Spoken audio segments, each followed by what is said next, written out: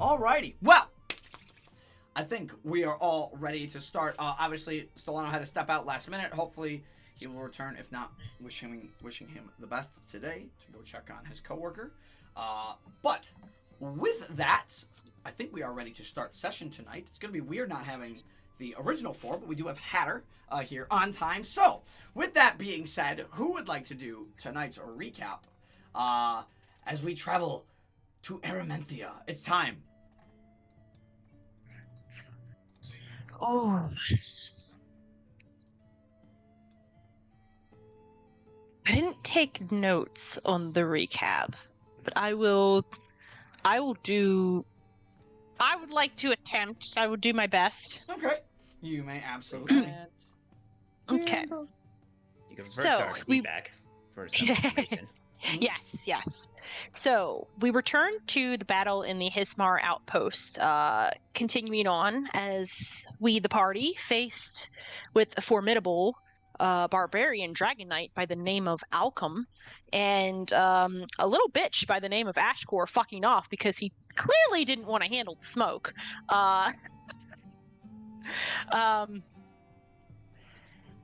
Going back through some notes.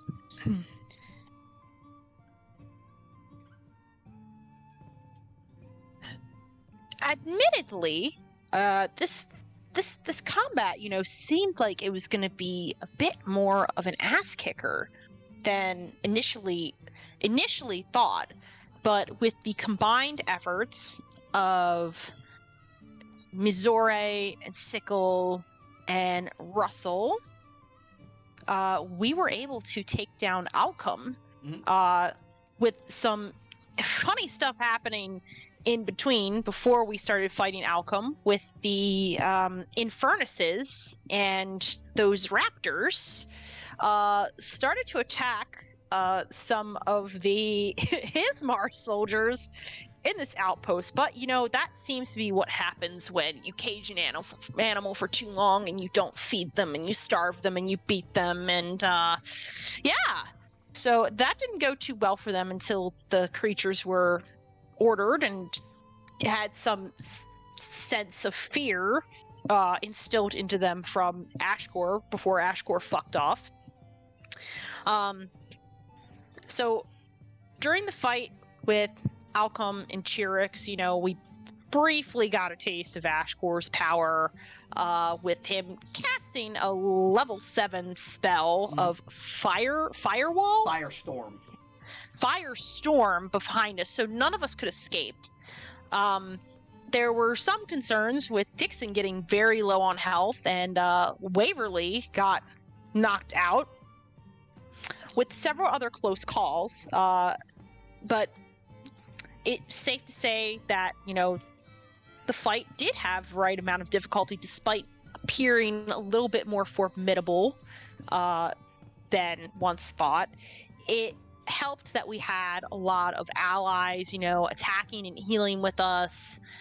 This definitely allowed us, some other tactics, such as the return of Russell's Archer Constellation, and Mizore focusing more on martial attacks than healing. There was, after combat, there was a very interesting moment where Alcom's defeat, killing him, almost seemed to make his own dragon lose the will to live, almost, because the dragon became petrified, turning to stone. And throughout that interesting development, once all of the other Hismar soldiers were gone, there was only but 2 archers left. Which they both required some convincing in order to give themselves up. Now, one of them wasn't as easy to convince, because clearly he didn't want to go down without a fight. So he lobbed a shot at Crimpet, before Crimpet lobbed a shot at his buddy, who seemed very upset that he didn't even shoot her. And you know, it could have ended much worse for these two gentlemen, because Crimpet, once Waverly did get some healing back, Crimpet, you know, was interested in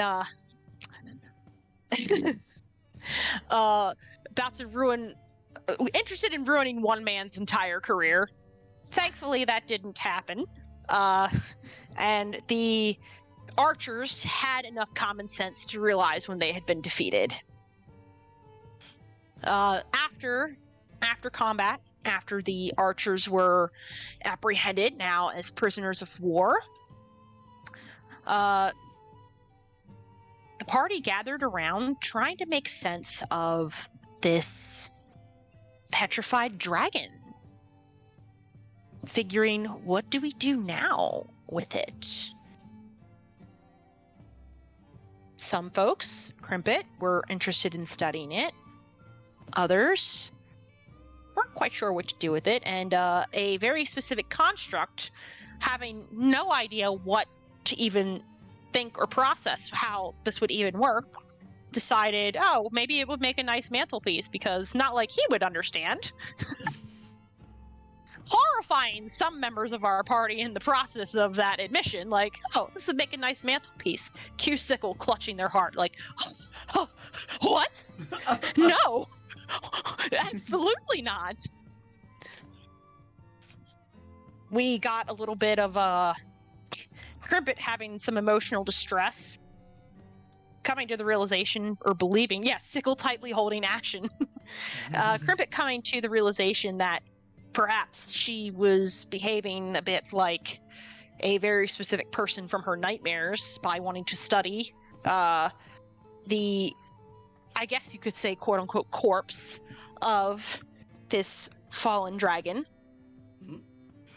But ultimately, the best decision that the party made was to pay respects, bury him alongside his defeated master.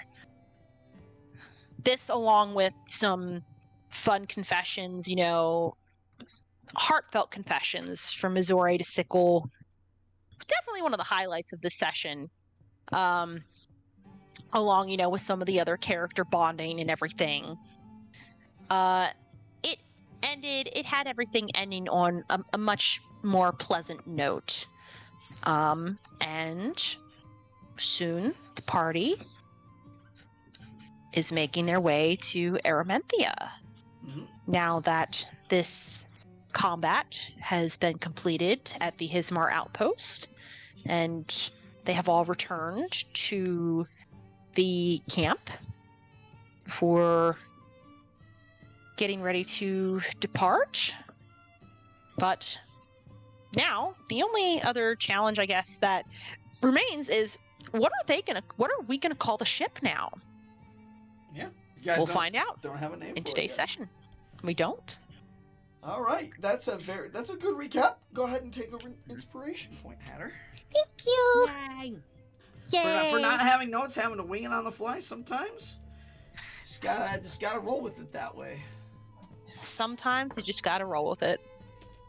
Yep. Just rolling some dice. I haven't rolled any dice yet today. I feel empty without being able to roll some dice. Oh. What do I? No, that's Regardless, let us change the music pace a little bit here.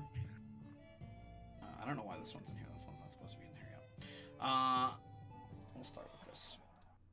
So, you guys arrived back in the camp, as you know, later in the evening, and you talked with some of the other guard, and you had mentioned that you had essentially reclaimed the outposts.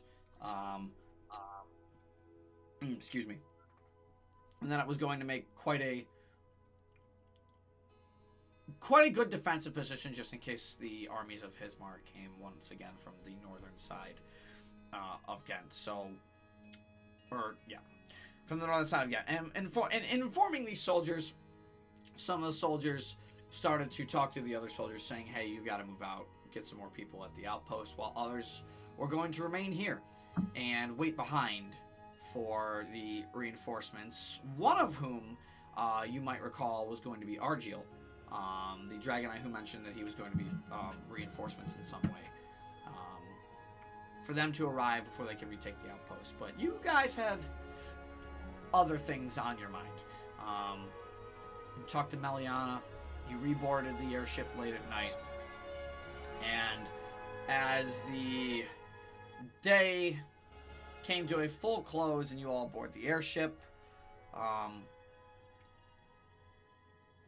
not really a lot to talk about, as the next time you awake, as everybody gets a long rest, and we officially move into the 14th of the month now. As we officially move into the 14th of the month. You guys awaken the next day,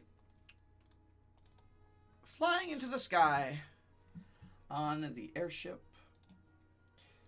making your way towards Erementhia for the first time. Dixon is on the map, don't worry. He's just currently hidden because I couldn't fit him on the hatch. Yeah, I had him right here. I just couldn't fit him on the hatch. Hatter, I know your token's not on the map yet as well, so you're good. 1 second. Just take your time.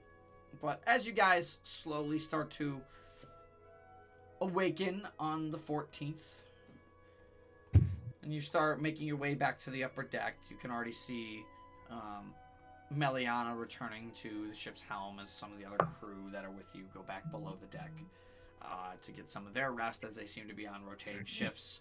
A lot of them seem more rested, possibly because they were resting up while you guys were at the camp for a day. But as the morning comes to, this ship will get you a 4 days travel in 1 full day, but it's going to be a bit of a long journey. So, as you guys arise, what would you like to do, or what would you like to talk about? I actually had an idea. Okay. That armor we got off of Alcom. Mm-hmm. There's like, there are like insignias on it, right? Correct. Of like the Erementhian army. Yes. Would Waverly be able to possibly maybe take those off and try to at least temporarily put them on Sickle's armor? I would say it's possible. The +1 breastplate that you took off of Alcom, obviously you left his weapon there, and you left his petrified dragon as a tombstone, essentially. The insignia on his armor, one of the insignias rests on a black dragon head shoulder pad. It is not like, it does not provide any additional bonuses. It was more there for Alcom's aesthetic with his armor. But that one has a very clear Hismar insignia, and Hatter, I don't believe you're aware, but the Hismar insignia, it's very similar to how Sickle's necklace looks with the crest of Zyphal, but rather than 5 halo beams kind of coming behind the dragon, the crest of Hismar has the similar dragon shape, but on the armor there are 3 massive mountains behind it, essentially, for the crest of Hismar. Kind of the mountains themselves representing, the spires and the strength of Erementhia. But to your point, Waverly, Battleac, you would absolutely be able to attempt to, slowly work your way through and take some of those pieces of armor off. And the insignias off. Go ahead and roll me. Let's say,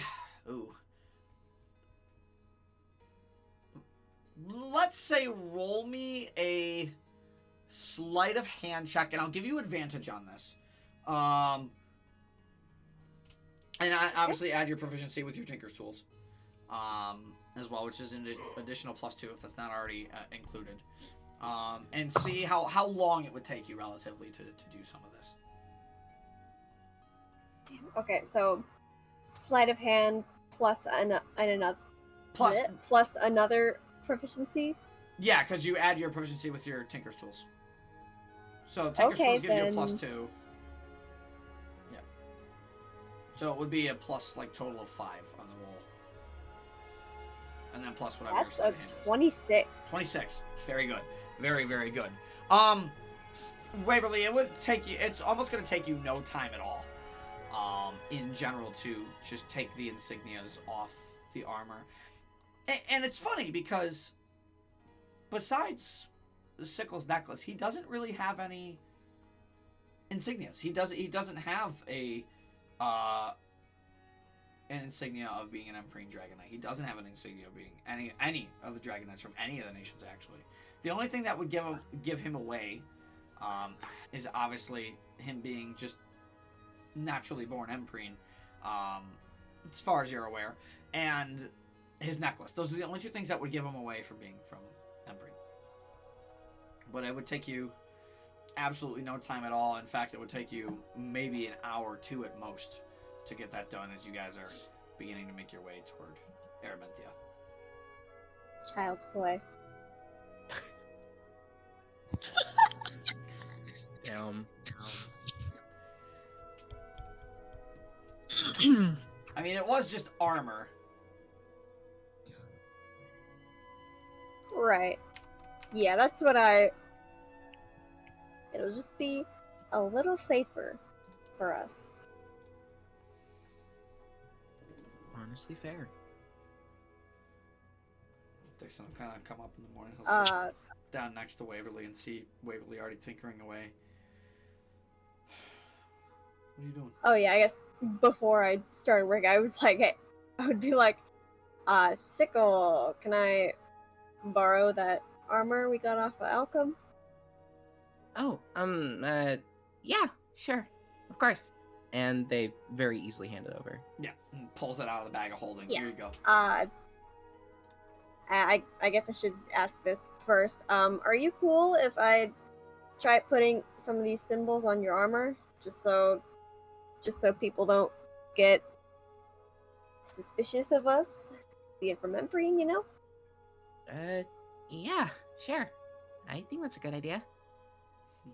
Alright, cool. And she'll set to work. And a little time will go by as Sickle and Waverly are like the first two up in the morning, and Dixon will kind of come up. He'll sit next to Waverly.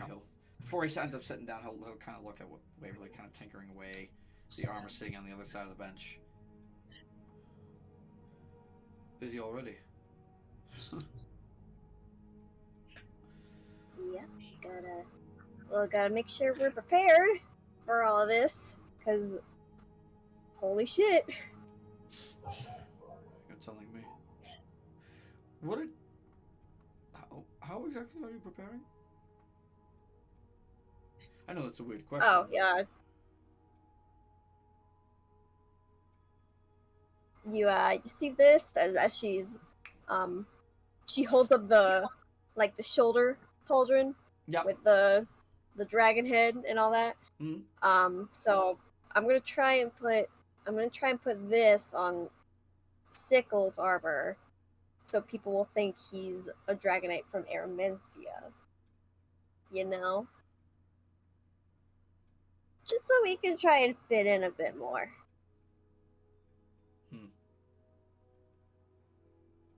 I don't suppose that's a bad idea, really. Not that this group already isn't as recognizable as we probably could be, but I'm hoping that isn't the case when we officially arrive in Erementhia again. You do have quite a weird and interesting group of friends, to say the least. Not that we were any better. We were also kind of misfits. Yeah, you're right about that one.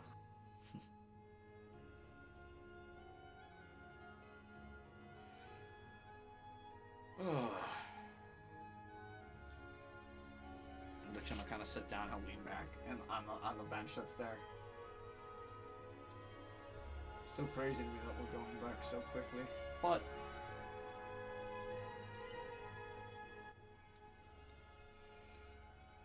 things have to get done. Things have to happen, I suppose. You guys have a much bigger job than I do. At this point, I'm just along for the ride.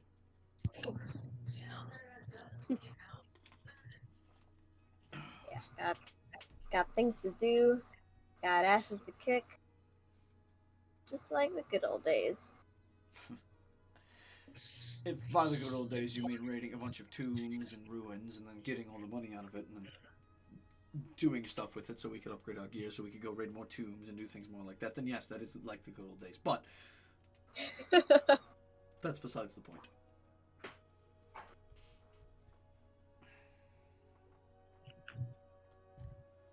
Yes.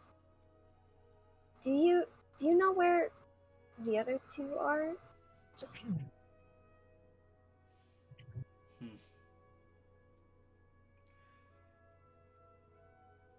know we talked about this back in. Dixon will kind of look over to Mizore for a second. What was Mizore? What was the name of the little coastal village? Oh. Oh, where I was? Yeah. Where I'm from? Wimborne Village. Wimborne. That's it. That's the one. Right. Thank you.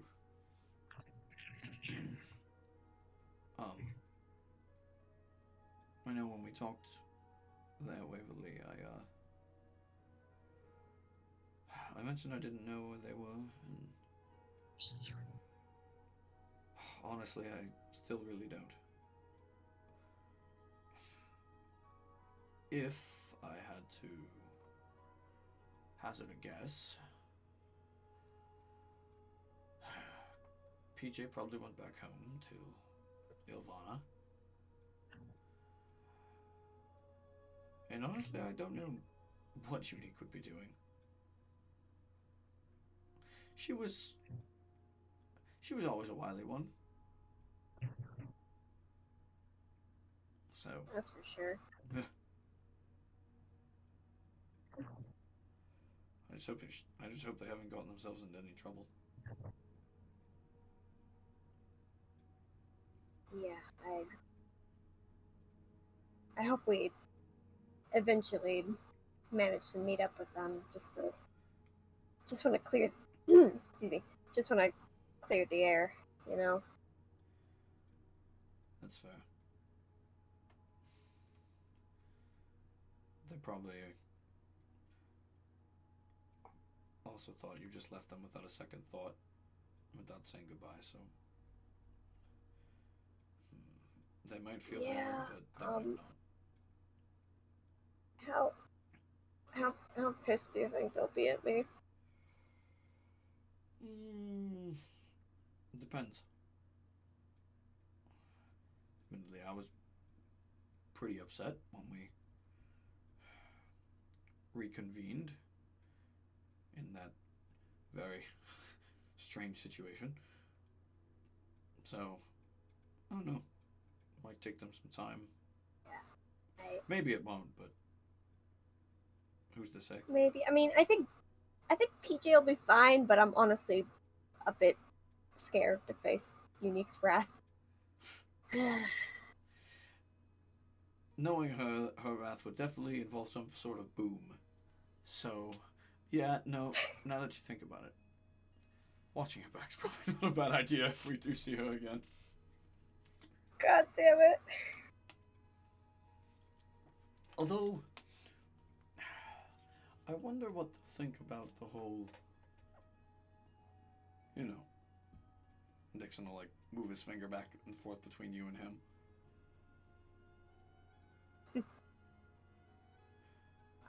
I don't know. Do you think they always had an idea about that or no?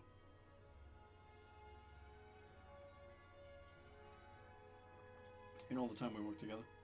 Maybe? I don't know. Only one way to find out. Probably. Well, there's only one way to find out. Yeah, I guess so.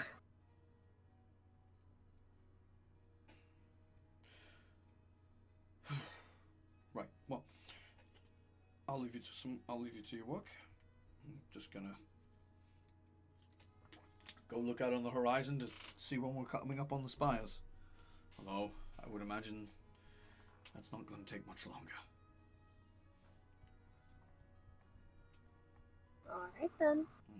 Dixon will kind of hop up off the chair, and he'll actually walk back up toward like the captain, and he'll kind of just like chill over here by one of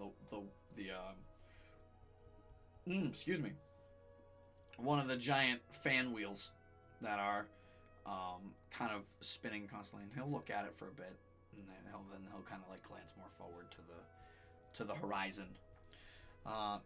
Is there anything else anybody would like to do in this moment?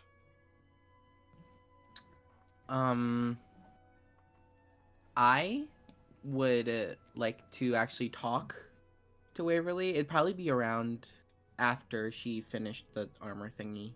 Okay. I think. Yep, plenty of time to do that. Again, you guys are covering a journey about halfway, if not a little bit before this day. You guys will reach the spires, and then you're going to be continuing on for the rest of the trip to get close enough. Maliana's going to try and land you as close as you guys talked about. She's going to try and land you as close as she can to Igros. Most likely a day or two potential walk from there.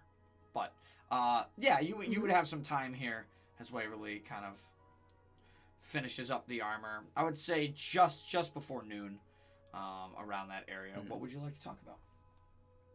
Okay, sorry, I'm back. I'll go back. You're good. Come back. Here, okay. Ashen is going to be flying over here and perching. Okay. Actually, no. Ashen will be the thing at the front of the ship. He is Ashen will be the figurehead of the ship, but he's very small. But he's very small. Yeah. So he will try to be the figurehead of the ship. Yep. During the interim before Waverly finishes the whole armor thing, Sickle would be working on the project. Yeah. And the entire time their mind is going back and forth between everything that happened, and they still feel really bad about eavesdropping Okay. on that conversation. Okay. So when Waverly would give the armor afterwards, Sickle would be like, hey, could we talk super quick? Yeah. Is everything alright? Kinda. I can roll then- the d6 for you. Sorry, I hate to interrupt for a minute. I can roll the d6 for you, Yeah. Waverly, between Russell's Wheel and Woe. It's a 5, so it's odd. So I believe that is Woe. Whoa. Okay. But Continue, Sickle sorry. would just be... No worries. Sickle is kind of sighs a bit, and then just hugs you, Waverly. Oh, Okay, now I'm concerned. Are you sure everything's okay? Yeah, just... I'm really sorry about the whole eavesdropping thing. I don't have an excuse other than I was just curious. And I feel really bad about it. And I know you're probably mad at me about it. And obviously I can't promise to never ever do it again, because knowing me, I'm going to at some point. But I'm gonna try not to. And to kind of I guess kind of really solidify it, I'm gonna give you one. No, we'll make it 2. Hold on. Sickle reaches into their bag, pulls out their, I would say they have paper on them, and then folds it in half and rips it. And then they're searching through their bag for a pen, can't find it. And hold on. Runs over to Boot Scoot.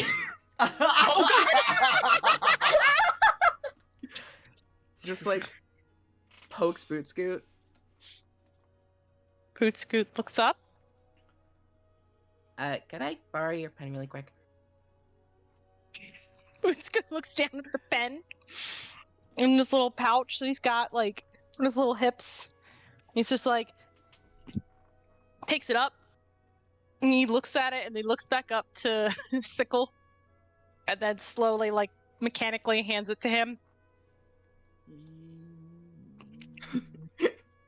Like, and he's just looking, tilting his head at Sickle, like, I will need that back. Sickle grabs it, doesn't move, and just like starts scribbling on both of the sheets of paper. Okay. And then afterwards, just hands it back immediately. Thanks. Just needed to do something real quick. Pleased construct noises. And then Sickle runs back and hands the 2 slips of paper to Waverly.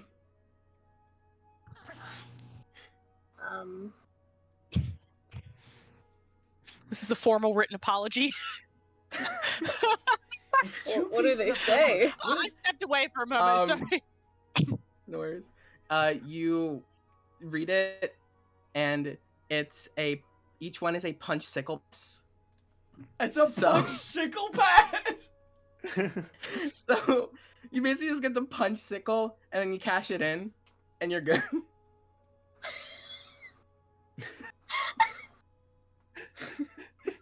Oh my god. There's 2 of them? There's 2 of them. You get 2 punch sickle passes. Punch sickle passes. I'm dead. I'm dead. Cute bots. Okay. This is interesting. Oh, okay, I'll hold on to these. Puts them in my bag. Yeah, the And by bag, eavesdropping, and by bag, you mean little containers that you now have on your hips. it's, yeah, whatever. It's just, whatever, man! I can so clearly picture Waverly yelling at God in this moment. Whatever, man! Whatever, man! Get off my back! Oh my god, okay. Whole eavesdropping thing, I will admit I was a bit pissed about it, but I appreciate you coming clean and the effort that's now being put in to try and not do that. I can't make any promises that I won't be angry if you do it again, but I guess that's what I have those pieces of paper for. Yeah, you can use them at any time. I won't question it. You can do it before or after, doesn't matter. I felt Okay. really bad. Okay, well, you're forgiven for this one. Sickle lets out a sigh of relief, and their tail just, the best way I can describe it is it was very tense, and now it's much looser. It's big poofy tail. Now it is less Yeah. big poofy tail. It's not stuck Yeah. up us now. That's good. Ugh. Alright, now I need to figure out and see if this pauldron will fit your shoulder. Come here. And Alright. I'm just gonna start putting the Erementhian armor bits onto Sickle's adamantine armor. Right, that's yep. And you managed to do that with your 26 earlier roll. It takes some adjustments. The Sickle's kind of standing there, and you put the shoulder pad on at first, and it's very big compared to Sickle's size, and you realize you have to like kind of cut some pieces down, make some things a little different, but Yeah. eventually I dump out a bunch of my scrap metal Yeah. that I have. Just like, okay, let's see. Right, exactly. And you manage to make some pieces that will do for now. For Sickle.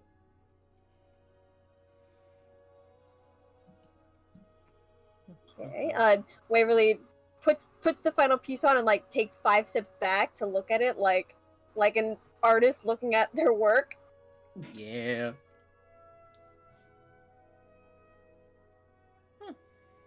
Yeah, looks good. All right, cool. Awesome.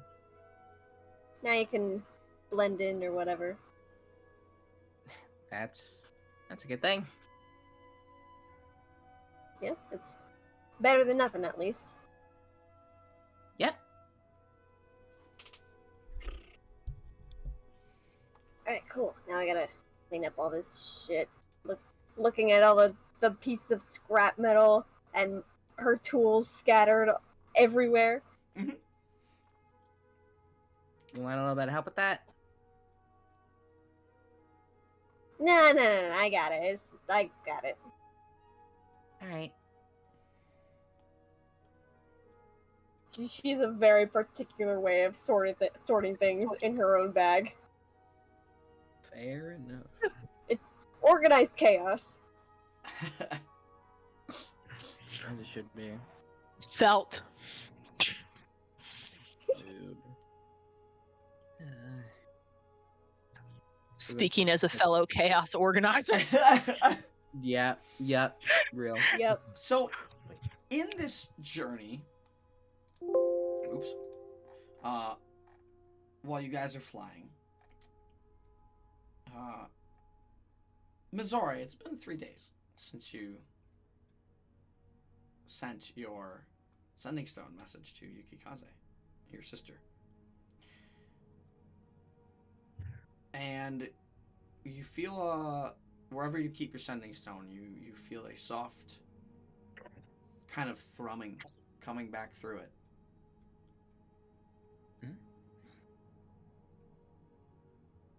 She reaches in and pulls out the sending stone from Yukikaze.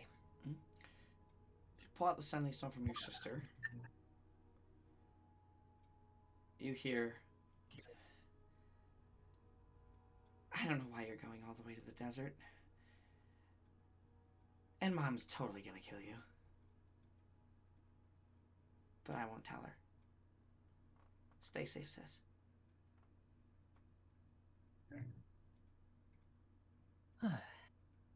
He breathes a sigh of relief. Especially relieved about the part where she's not going to tell. Her sister's not going to tell on her mother. Thanks, sis. Hatter, do you want to do anything? Or can we move to our next point here?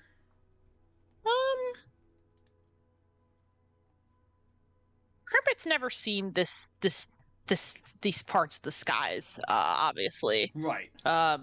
So I don't think there's like a whole lot she'd be doing except just taking in her surroundings and. All right. So like we want to move on. We can move on. Perfect.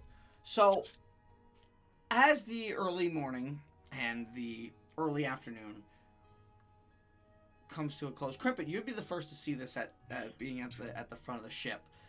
Mhm. Just on the horizon, you could see them as you were approaching them. But now, more than ever, these massive,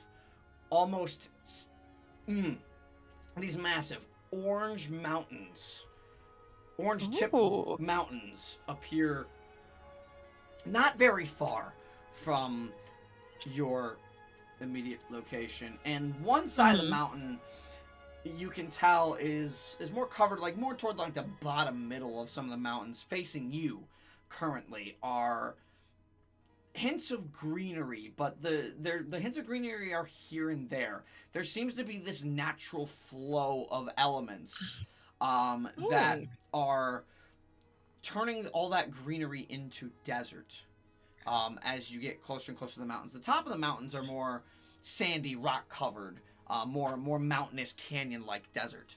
And you can see just on the horizon, you can see kind of like the gap where the gate, where the entrance or the divide between Empyrean and Erementhia is. That's off kind of more to your right, but you're kind of headed at an angle more directly above the mountains here. And as you see this, Dixon kind of looks over. Spires of Hismar. Dixon will Oh mumble. shit! Already? He'll kind of mumble that to himself, and he'll kind of walk up to the front of the ship as well, and he'll start looking at the mountains. I guess everybody would. I mean, Russell's gonna run up there too. He would run up there as well. Yeah. And Ashen, who Man, it's so weird. Seeing him from this angle. Is that your home? oh, it's a Uh, region of home, I suppose. yeah.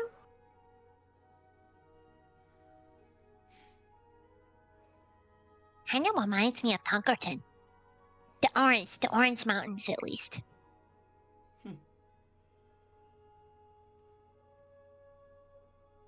I don't think I've ever heard of Chocolates, and you'll have to show me sometime, maybe.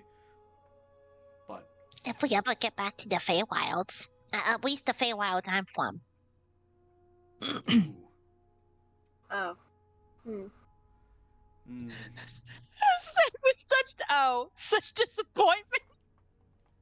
There's a bit of disappointment there. Yeah, there's a little bit. Sorry. I suppose the Feywild is the Feywild, and things can go crazy there. What did you say, Waverly?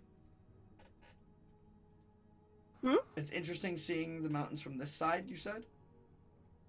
From this angle, because they've never flown over the spires. Right, you've only walked through the main path. Yeah.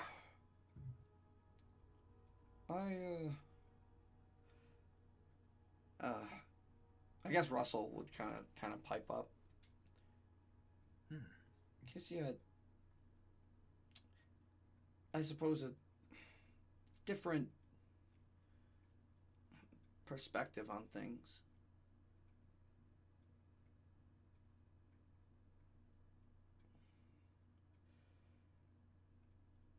Yeah, it's interesting, you know?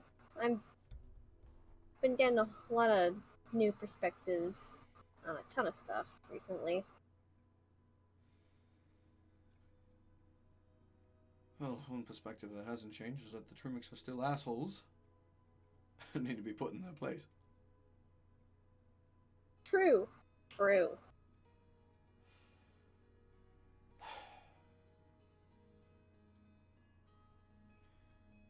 Remind me, Igros, what's our plan when we get there? Have we even talked about what we want to do besides just getting to Erementhia?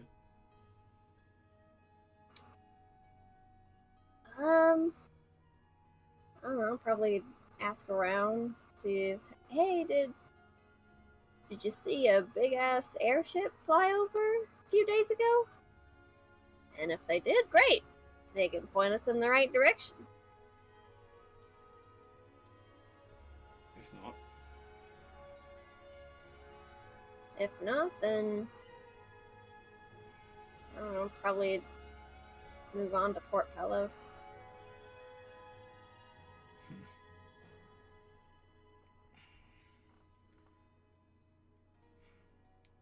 it's not a bad idea. We'd probably find more information in Port Pelos than Igros, but there should be an ORC, well, a small ORC branch in Igros, not something super crazy. Not the main headquarters, Yeah. at least. Yeah, that. We can check that out as well. Not a bad idea. And as you guys travel into the mountains, into the spires, I'm going to bring up here this map. Give it a second to load. Oh, these are not supposed to be here. This was an old thing. But as you guys now start to fly over the mountains, and you can see the greenery starts to dissipate and disappear. Oh. I need to grab Russell's token, for one. So I can just import it. So I can put him on the map, even though it's a different one that he was already using. There he is. Big eyes. Big ol' eyes. I get you a Dixon. There's a Dixon. And then we need to get the... Again, NPC. We need to get Meliana, who's back over here. Hannah, if you want to put yourself, Sickle, if you guys want to put yourself back on the map, that would be great. Sickle had to step out for a minute. Okay, well, as you guys kind of cross over in the mountains, you can see you fly high. Your ears start to kind of ring and pop a little bit in ways that they would normally in flight travel, although a lot of flight is something relatively new to you all. Teleportation was also something new to you all, but got a cube. Would this affect Crimpet because she's used to flying? You not as much. Yeah. Because you're used to flying, but the change in the environment is very very apparent. And as you're all heading over the Spires of Hismar on the second day of on the second half of this first day of travel, I would like someone to roll me a d20, please. Woo! One person. You just need one Force person. I just do need it. one person to roll me a d20. Just a d20. You don't add anything. I will do it. All right. Roll. You better roll good. 16. Go ahead and roll me a d6. Okay.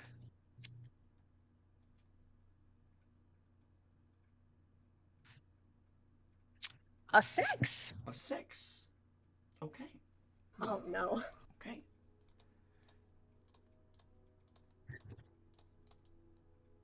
Okay.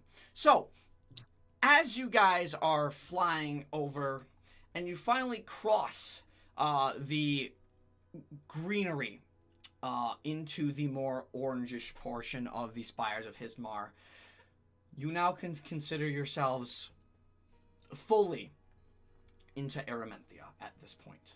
Hmm. Yay!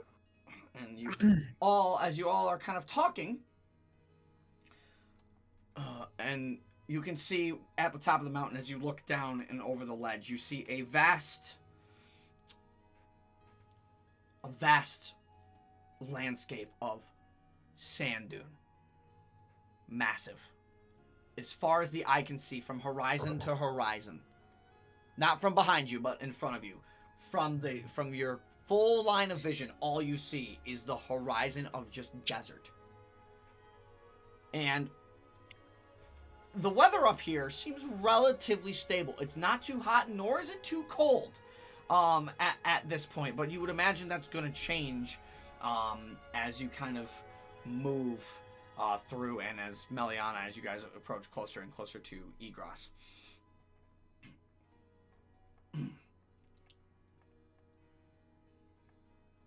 And as you guys are flying through, there is a very nice breeze moving through, a very nice I can't think of the word. There's a very nice flow to your pace of travel. Crimpet, go ahead and make me a perception check based on hearing. Hearing, okay. Would that be using my echolocation? Yes, it would be using your echolocation. Okay, I'll roll an advantage then.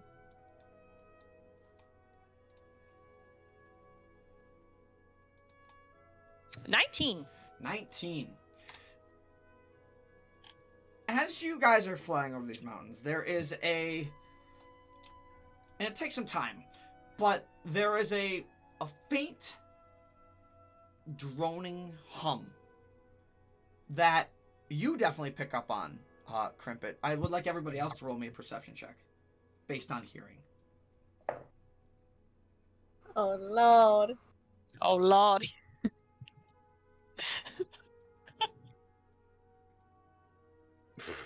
Nice. Ooh. That is a nat 1 for a total of 10, I believe. Oh, no. Ow!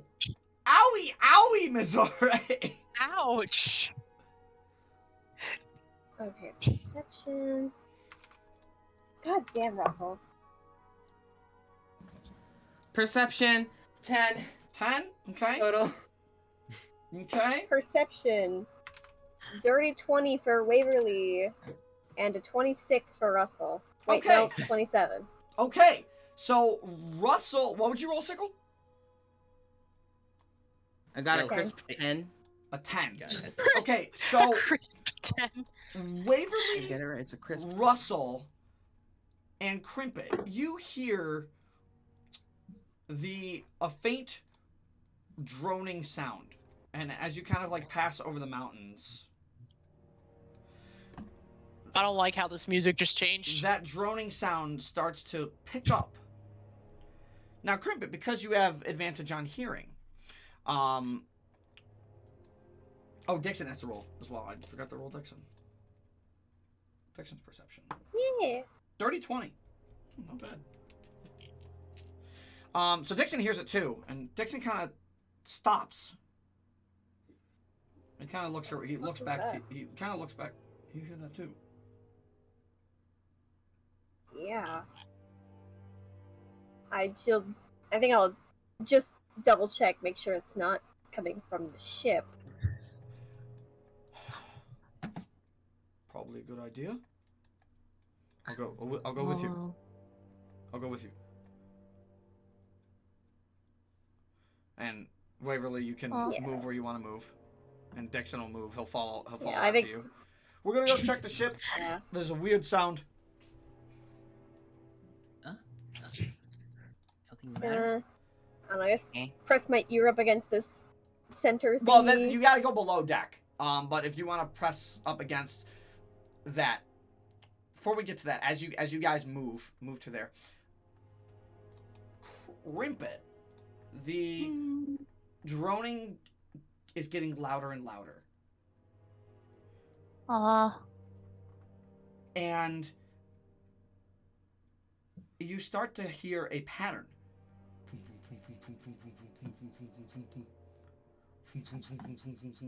It sounds like repeated wing flaps at a very high tempo. Oh.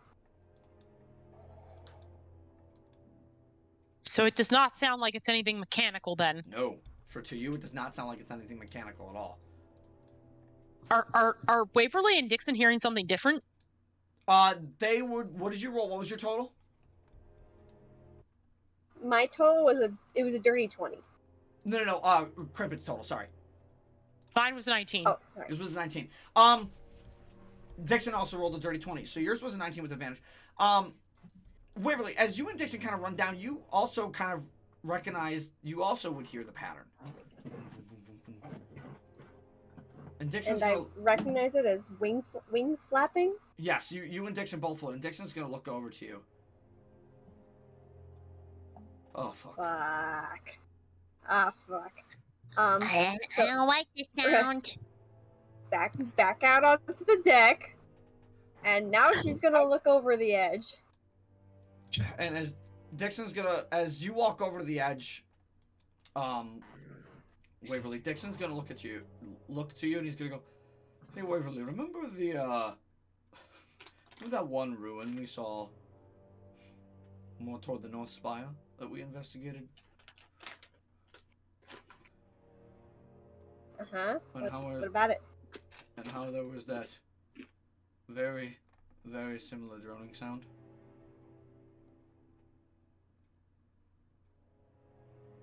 Ah, shit.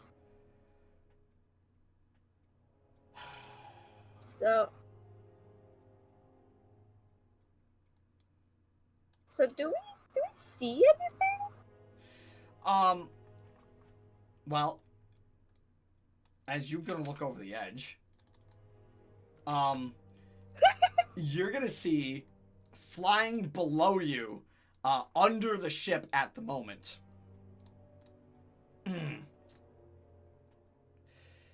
That flapping sound, and Dixon's gonna look over to you. Waverly, did you remember what those were?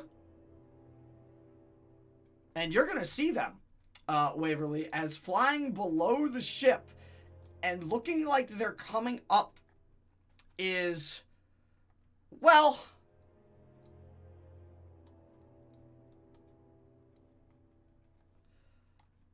some flying scorpions. I'm sorry, what? Oh, Roll I've never initi- been so terrified by a sentence. Roll initiative. This is the worst. This is And awful. they're coming up. Oh, you know what you have just done, J-Man? What? It's a flying scorpion. What? You have basically presented Crimpet with dinner. I was just thinking that. Okay. Crimpet recognizing this. Oh They boy! come up. Where is just like, oh fuck, oh fuck, oh fuck. Everybody Crimpin else puts on a panic. bib. Yes. Give She's me. excited. Yes. Let's go. Look. That's gonna be dinner for tonight. Just face palming like, why? What is wrong with you? Why? Give me 1 second because this is an encounter table, so I actually have to pull out the sheet for them. So please bear with me. I rolled the same number for Waverly and Russell. And Russell, that's hilarious. Wait, that's, Ah! that's a 9, not a 6. Why do they do this?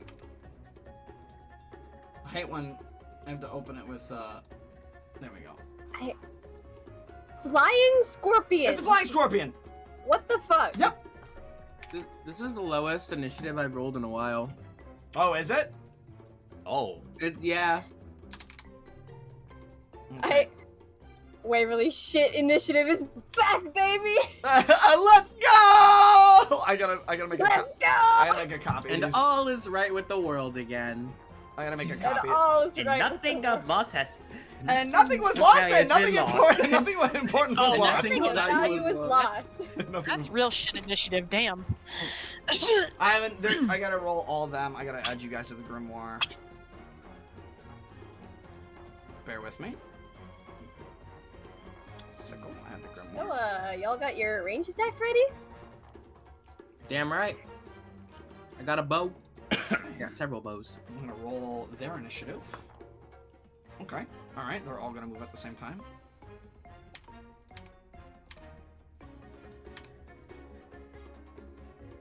Oh, that's a bonus. They don't. Excuse me. Sorry, I'm getting used to this new setup for this. All right. 25 to 20. I'm at Me. 23. 23 for Mizore. I'm 22. 22 for Sickle. Okay. 20 to 15.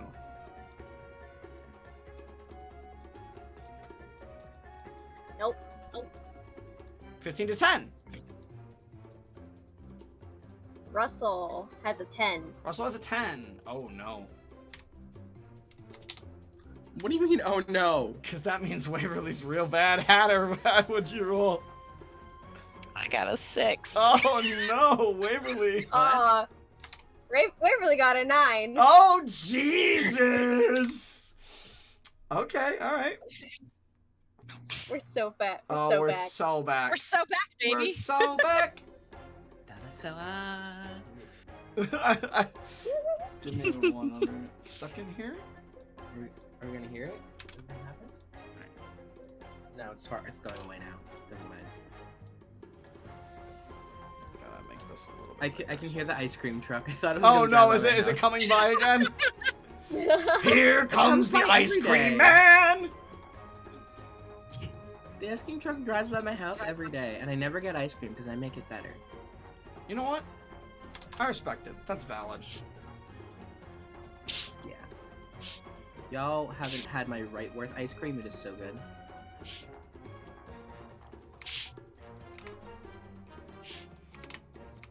Oops. Holy. It's okay. This shit initiative for Crimpet is fine. It just means that she can and She's she taking can her just. time to really get her bib ready, you know? She's taking her time and she's analyzing like which one do I want to eat first? Which one what? looks the most delicate? Which one is the most decadent? Which one is the It's like lobster. It's like lobster. You have to find the female, wow. and you have to find the biggest one.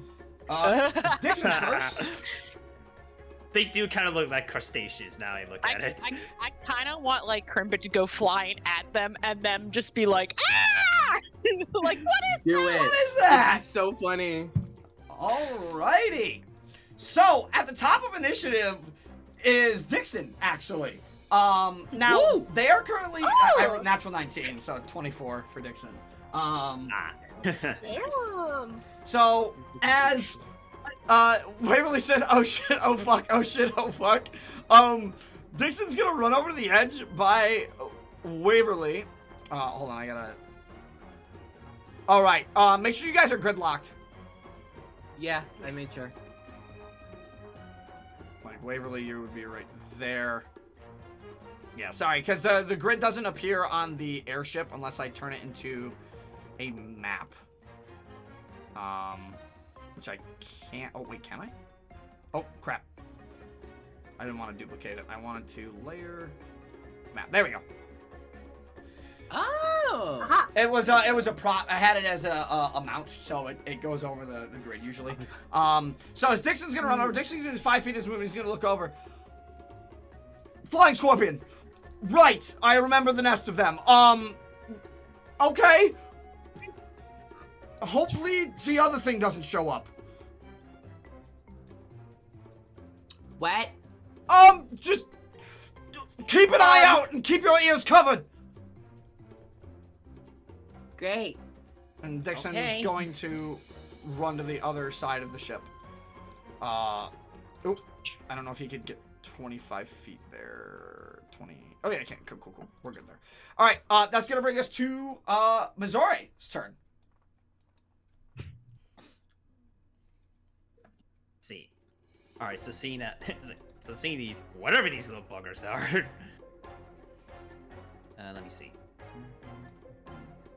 Kill the buggers.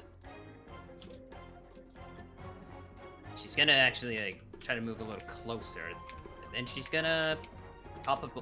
She's gonna pop a bonus action, patient defense. Okay. So she pops out an orange fox spirit, and then it just phases into her tonfa, and thus actually she braces herself ready.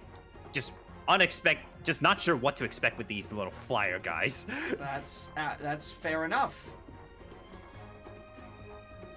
All right. Guys, cover some distance. I'll see if I can. Cover some distance, okay? See if I can try to stop them. Fair enough. That will end her turn. That'll end your turn. Sickle, you're up. All right. Immediately, Sickle is going to draw their bow. It's gonna cross here, and there should be plenty in range. Oh God! I opened a thing. Whoops. Should be plenty of range. Yeah, more than enough. And I'm just gonna take shots. I'm gonna start at shooting at. Actually, I'll Doesn't shoot matter at which B. one. All right. Shoot at B. Sure. First attack is going to be an 18 to hit. Hits. Gotta roll damage. Beautiful. Damage. Ooh, good damage. 12. 12 points of damage. Very good. That's a good start. As you strike the bow, you find Sickle, as you're on a moving airship, you kind of aim very closely, and you see a chink in this little thing's armor, and you fire your first arrow for 12 damage perfectly into it. That's going to be a really good start for you, and you find the chink into your armor in. Okay. And then the next attack is cocked. 16? 16 does hit. Beautiful. Ooh, another 12. Another 12. Not very good damage. Dang right. Oh. And I haven't used this flavor yet. Looking hurt. Ooh, lovely. I haven't used this flavor yet, so I'm Okay. gonna use the flavor. I'm going. The necklace is gonna glow, Mhm. and it's gonna stop at red. Okay. And then a very spicy flavor goes into Sickle's mouth, and like they're not used to that level of spice, so like it stops them in their tracks for a bit, and like a little bit of fire comes out. Which And we're bow using- was this? Your regular longbow? Yeah, that was my regular Okay. longbow, unfortunately. No, not probably. I think that was the right call. And a little bit of fire comes out of their mouth as they kind of like let out a breath like, that's spicy. Okay. And that's spicy flavored dragon's breath. Okay. At initiative 20, the hive swarms. Ashen hasn't gone yet. After Ashen, initiative 20, the hive will swarm. Okay, what can Ashen do? 20, 25. Ashen's flying. You only got 40. I think Ashen's gonna stop here Okay. and just stay near Sickle. I would go forward, but I want Crimpet to get her dinner, so Fair enough. stay there. At initiative 20, the hive will swarm, or the hive will swarm. So all flying scorpions will get to move their fly speed. So they will go. Yep. So this one's gonna go. We'll put them in the middle of the ship. Does... Mm. We'll move this one right up there. Oh, Crimpet calculating. Yep. Yeah, I am calculating which one I'm gonna eat first. That is going to bring Damn us right. to. What? I'm sorry. What is Russell's dex? It is +2. 15. So it's +2, yeah. Okay. The scorpions are before him. Yeah. The flying scorpions are before him. Oh. They have a little bit of a higher dex. Hey, Stinky. So, that actually, it was going to bring us to Russell's turn after initiative 20, but it's not. It's going to be the Flying Scorpion's turns. We're going to start with Flying Scorpion C. This one's going to fly up to Dixon as Dixon's looking over to the other side of the ship. And they're going to, to Waverly, Mizore, and Dixon. They're gonna make 3 attacks on you both. Actually, they're gonna make 1 attack on you first. Does a 11 hit any of you? The answer is no. Yeah, Nope. no. So they're gonna make a second. They're Wait. gonna, Do they have advantage on me since they're flanking? they do. They have advantage on Waverly. So does a 16? No. Okay. They're gonna make a second claw attack. I'm gonna roll yours at advantage first. So to Waverly, that's gonna be a 17 to hit. Nope. Okay. And then to Dixon and Mizore does a. Ooh, it's a natural 19. That's gonna be a 23. Oh, that is gonna hit. Okay. Wait, Oh hold on. God. Wait, hold on. I took the dodge action, so mine would be at disadvantage. You did pace it. Yep. Yours is at disadvantage. That's gonna be a bit much. You have to roll one That's advantage, a just six. one That's straight. no, that's fine. That's a 16. So misses you, hits Dixon though. And as the flying scorpion flies over and it claws at Dixon. Its massive clawed hand. These things look about just a little bit bigger than you guys. They're about 7 feet big. And they have. Oh God. Yeah, they're about 7 feet big. And this thing reaches out with its claw. Oh, Crimpet, we're having Thanksgiving. And Dixon takes What's Four- Thanksgiving? 4 points of damage, and he is grappled by the claw. I'm gonna make it. No. Dixon Grappled? What do you yes, he mean? is grappled by the claw, and then the flying scorpion, because this No. one only moved 15 feet. It still has 15 more feet of movement, and they have an ability called Heavy Lifter, which means they can move No. while grappling a target, and the target comes with them. No, say it ain't so. So this flying scorpion's gonna take Dixon, and then it's gonna continue its momentum as it moves the rest of 15 feet out this way, off the ship, and then They're going to make all the flying scorpions are going to make one last attack. It's going to be a sting attack.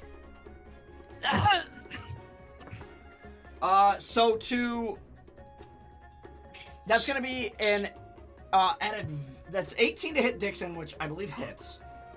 Yeah, That'll hit Dixon. Waverly, at advantage, it's still an 18 to hit. Does that hit you? that does not. And then at disadvantage from Mizore, does a 14 does not hit you. No. So, Dixon's getting stung here as the flying scorpion takes him back, and the stinger comes up from under this thing as it's grappling Dixon in its claw and kind of like stabs Dixon in the leg. Dixon, ooh, that's ouch. That's 12 points of piercing damage, and Dixon has to make a Constitution saving throw. Oh dear. no. All right, Waverly. Crimpet's gonna go help Dixon. That's a fail. So Dixon is also taking the poison damage Oof. Oh my god. from the stinger. Oh my god. It's 10 points of poison. It's not terrible. Ow, that's still a lot. That's It's still a lot. It's still a lot, but that's because he failed to throw. If he succeeded, he would have taken half. I dread to see how much higher it can go. If the old 10's just not bad. Yeah, 10's pretty. 10's actually below average. In terms of that damage. But that will do Oh it my for God. the flying scorpion's turn. It's now going to be Russell's turn. Oh god. Oh Jesus Christ. Okay. Got this. So-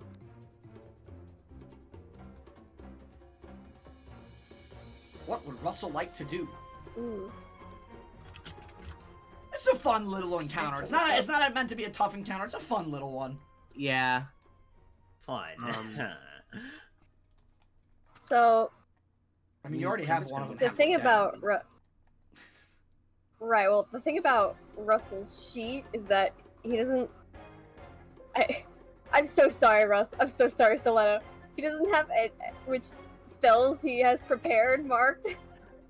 Oh my I god. think I think that's because of D&D Beyond being stupid. He has an updated Yeah, one, yeah. which you might be able to get and check the spells, but I mean, he has the guiding bolts prepared, but yeah, he gets free guiding bolts based on his proficiency bonus. He gets 3 free ones. yeah, I It's yeah, probably a safe bet to go it's for not a that. huge deal. I just have to decide which spells I want Spells you him want? to Yeah, prepare. that's fair. I think So- I think any spells with a P are prepared. Wait, no, that doesn't make sense because I know he would have like healing word and cure wounds prepared, but they don't have it. What? D&D Beyond, you're stupid. Don't we know that? Unfortunately, I'm gonna Hatter is throw hands. all too familiar with that one in recent memory. I'm gonna throw Yeah, so many trying to hands. Yeah, I'm trying to see what spells he has normally used before. Call Yeah, lightning I- in general. Wither and Bloom, Moonbeam, but I think Guiding Bolt would definitely be a safe bet right now. Guiding bolt, Does he definitely. really not have Yeah. any of his spells marked as prepared? Oh my god, he doesn't. The PDF does not, unfortunately. I So think I'm the just PDF going off is- based on what he Oh. has used often when we are doing I- He's got some Oh, cool no. stuff on here. Make a I Russell love you, vibe Selena, check. but you bring me pain. I think Make okay. a Russell To vibe check. start off, Russell will go into starry form Okay, of the archer. the archer. All right, I like it. Guess. Hold on, Dixon. Oh. And well, Archer. forgive me if this is not how the spell works. Can I cast Earthbind on Scorpion A and pull it back over the ship? I need to look at Earthbind. This is a very interesting spell. This is such a situational spell. I have never used it before. Yellow strips of magical energy loop around the creature must. The target must succeed on a strength saving throw, or its flying speed, if any, is reduced to 0. An airborne creature affected by the spell descends at 60 feet per round until it reaches the ground or the spell ends. Okay. That might. And well, right now the ship is the ground that we're on. Yes, but the So ship is theoretically, flying. it would be pulled to the ground. Yes, but it flew over the ship with Dixon. Like it took Dixon off and up the ship. Yeah, I do. I get what. I see what you're saying. Like it could be, But like if I pull it here, would it be pulled at like a diagonal down? No, it would be falling like straight down. It would be falling in the plane you guys can't see. He's gonna be hanging on to that. He's gonna be hanging on to that thread. It would basically be going down this way, like under this token. Damn. All right. Well, I can't do that then. I like the idea though. I like the idea. Yeah, maybe later. Okay, I'm just writing that down. And well, I think he can shoot an arrow and activate it in the same turn. Right? I believe so. I gotta read this. Double checking. I believe he can, but it might Yes, be on the activation. Okay. Yes. a bonus action on subsequent Yeah, turn. he's- Last. Okay, he's gonna shoot an arrow at B. Sure. Go ahead. Scorpion B. Roll the hit.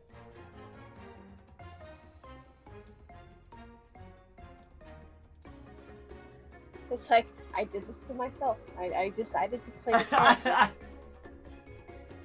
Oh my god, it's a natural 20! Yeah, that hits. Oh my god!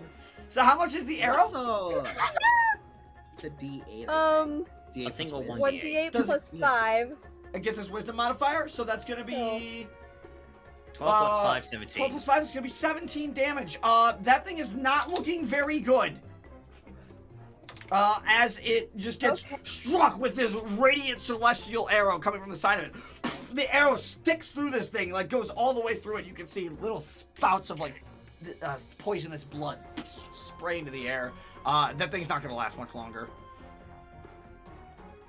Okay, and then he's going to throw. Oh god. I'm banking off the idea that Crimpet's gonna be able to catch Dixon. I'm gonna cast Guiding Bolt on A. Okay, go ahead and roll the hit. Like, surely it can survive one hit, right? Should be able Right? to. Yeah. Should be It able to. hasn't taken any damage. Hasn't taken any damage yet. Yeah, and the max roll from Guiding Bolt was only 24, and I did 24 damage to B. And Yeah, he it's did still 24 alive. damage to B and it was halfway dead. Yeah, okay, that's a 17. 17 plus hits. 9. Hits. Oh yeah, hits. Yeah. Why is it the damage on it? Oh my god. It's 46. 46. It's the standard guiding bolt. Free guiding bolt, so 46. Is it 46? 46. Yes. It's 46. 46. The Oh, free it one, is, yeah, okay. it's 46. I also know this because Ravi's a Celestial Okay, yeah. Warlock and I get guiding bolt, so you know. Yeah. But I cast mine at Warlock levels. I get 4th 46. level guiding bolt. I love Guiding Bolt. So Okay, much. that's 14 radiant stat. 14 points of radiant damage, 14 points of radiant damage. and it's guided. Yes, it is guided. It is indeed guided. Advantage on the next strike against the flying scorpion. Yes. Also, Yes. could I get the concentration thing on around Sickle? Yes, thank you. No problem. I gotta download the concentration token. Thank you much. It's a free thing with the owlbear extension. It's free on. download It's free on- with an yeah. owlbear. Yep. Is it? I haven't seen. Yeah, it's a small little. You just it's like ring token. It's like token rings or something. Mhm. Regardless, that's gonna be the end of Russell's turn. Waverly, you're up. Bah! So, Oh yeah. Okay. you know, fuck it. I'm gonna activate my armor. All right, gonna activate the barrier as the bonus action. No, no, I'm not the just action, just gonna gonna pull out activate the the- sword, Yep, sure. the blade, and I'm gonna try and stab B. Read it again. Hmm? Double checking. Yeah, so you're activating it as your bonus action and using the blade as the action, correct? Yes. Beautiful. Yeah, go ahead and roll to hit, B.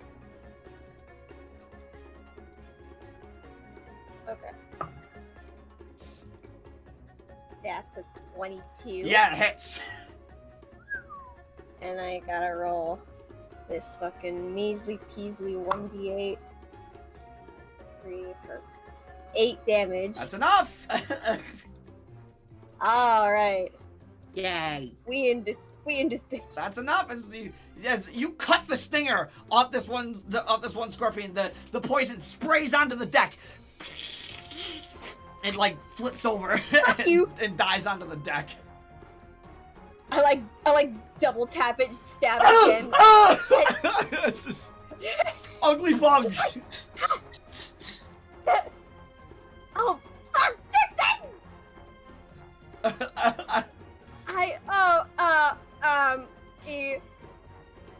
Waverly is so tempted to just run over to that side of the ship, but there's still an enemy next to her.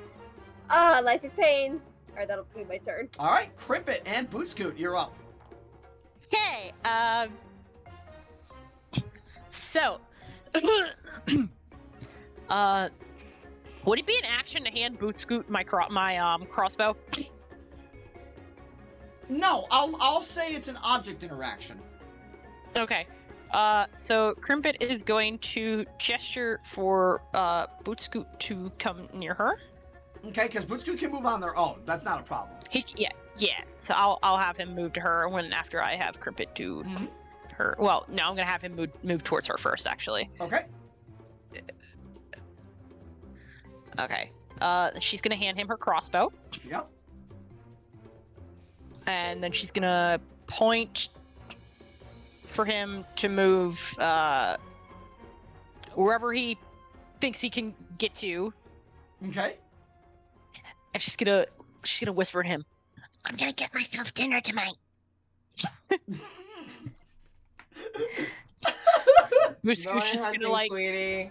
give a thumbs up.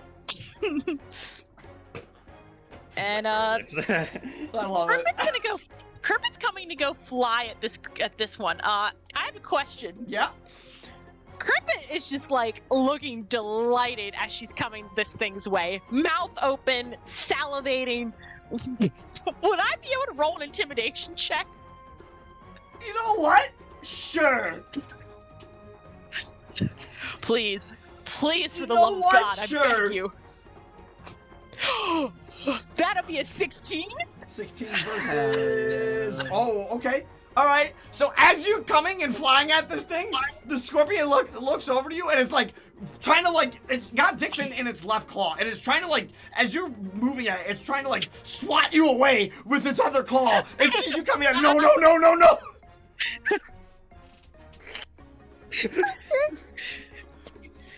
Just this excited bat noises. Okay. Hell yeah.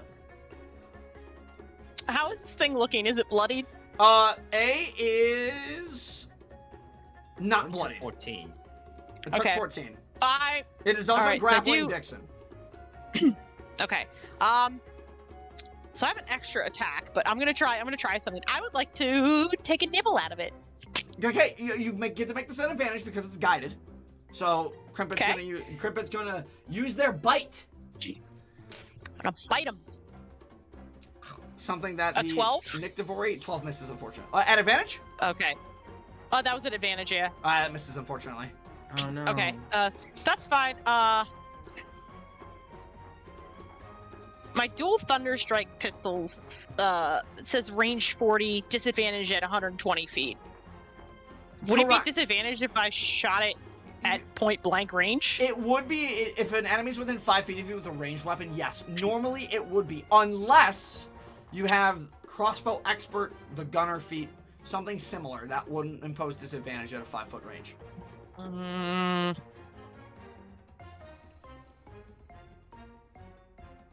know what? Fuck it. I'm gonna take another bite. Okay, yeah, go ahead. This one's not an advantage, just another bite. Come on.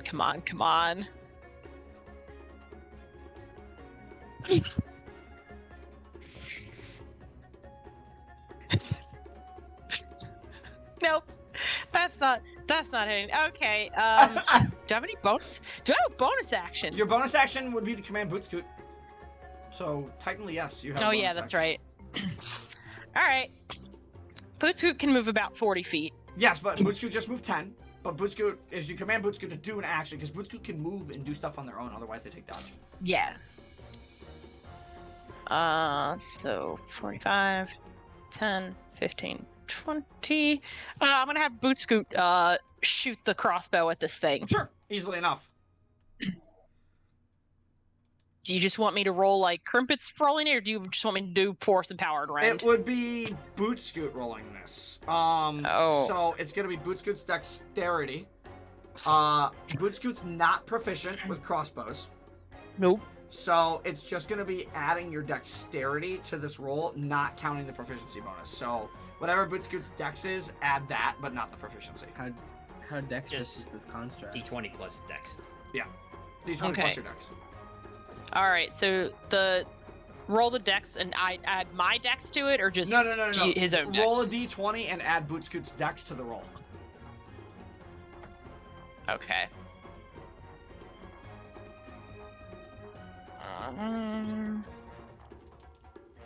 Oh shit! 17. 17 so hits. plus 1. 17 Eight. hits. Okay. Let's go ahead and roll damage. All right. What would be the damage roll for him? What kind of crossbow do you have? Light, heavy? It's a light crossbow. I believe it's a D10 or a D8. Let me double check. It says a D. It looks like it's D8. D8. D8, yep. So go All ahead right. and So roll 1d8 plus plus his his dex. dex Yep. would be 1. All right.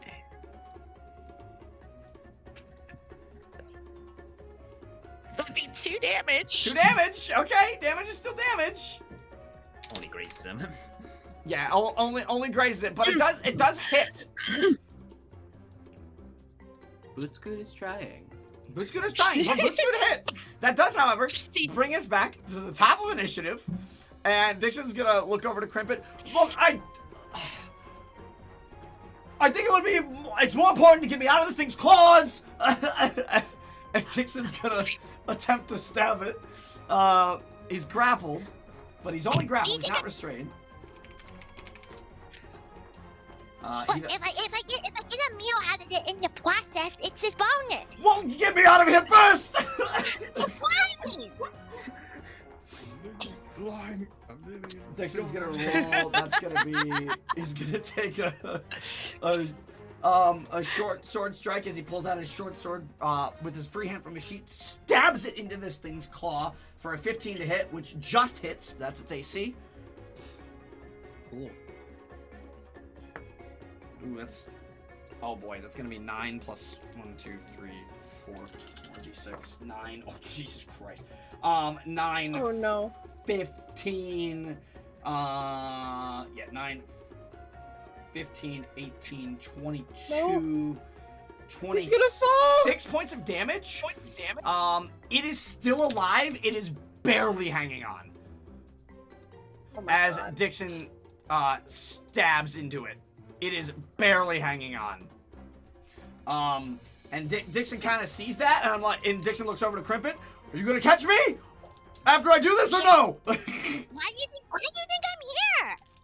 All right, Dixon's gonna take his bonus action. Dixon's gonna take his bonus action and attempt to stab it with his dagger. I wish I had Featherfall, but I don't have That- spell. He doesn't add his dex to the offhand, right? Oh my God. Not the damage. Not the damage, just to I the don't tip. think that. The roll you still add your dex and proficiency. Oh, okay. Mhm, That's but another not 15. damage. But the damage you It's don't. another 15, which hits. Okay.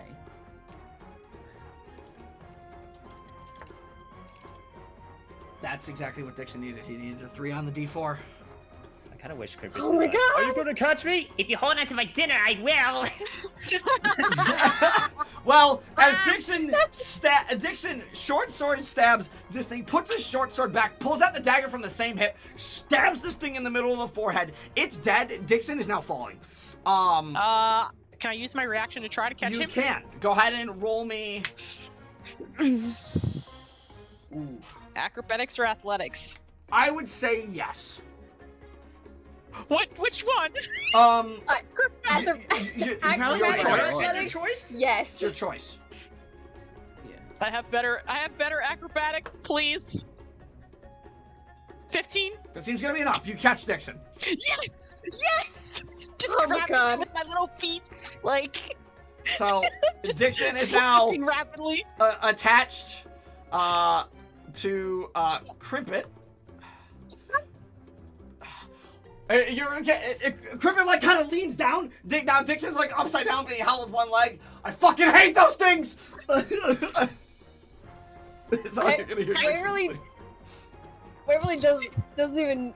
She doesn't even notice. She's too preoccupied with Scorpion, but the fear is still there. Right, that's fair.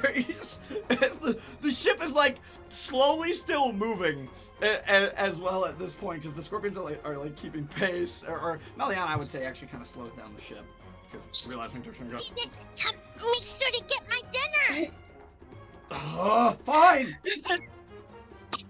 Go ahead and roll me another acrobatics habit. God. As Dixon will attempt to grab the scorpion that he just killed by the tail. No! It's a nat one! I rolled a nat one! Natural 1. Oh Okay, no! so you still. Would it not be Dixon rolling acrobatics? Well, because so he's the one trying to catch Dixon it? is, but this is to see if Hatter kind of falls a little bit in the air as Dixon grabs it. Oh. Um, I see. So Gotcha. Dixon does catch it. That's a 23. And as he catches it by the tail, Crimpet, you and Dixon are pulled like 40 feet immediately down. Like, vroom. Oh my god. We're not ready for the additional weight.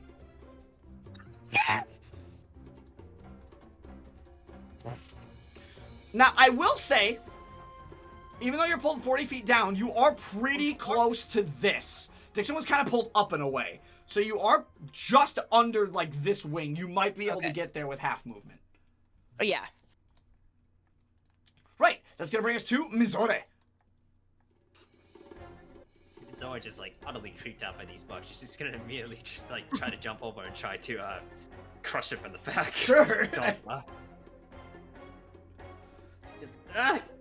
Just put it down.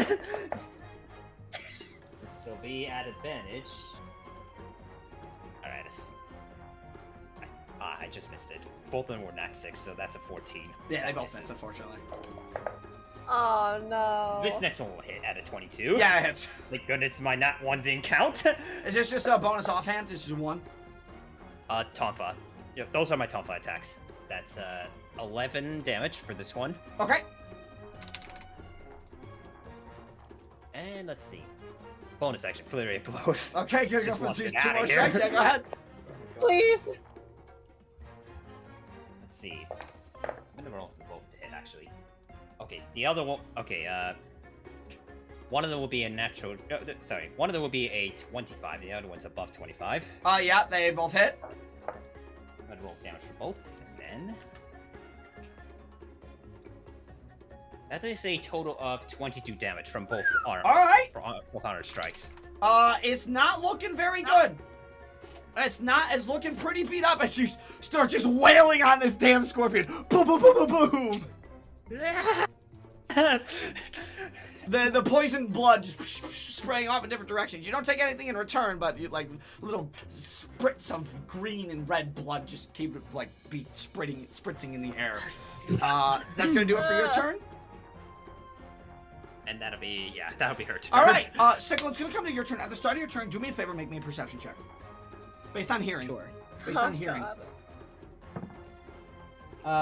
16. 16. You hear the sound of a rattle.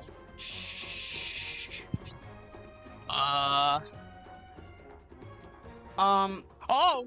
Do me a quick favor. Make me a Constitution saving throw.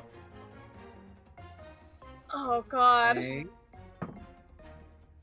That's really bad. 10. Sickle.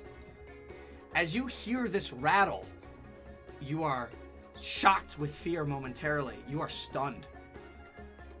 Fuck! You stunned? He's stunned. No!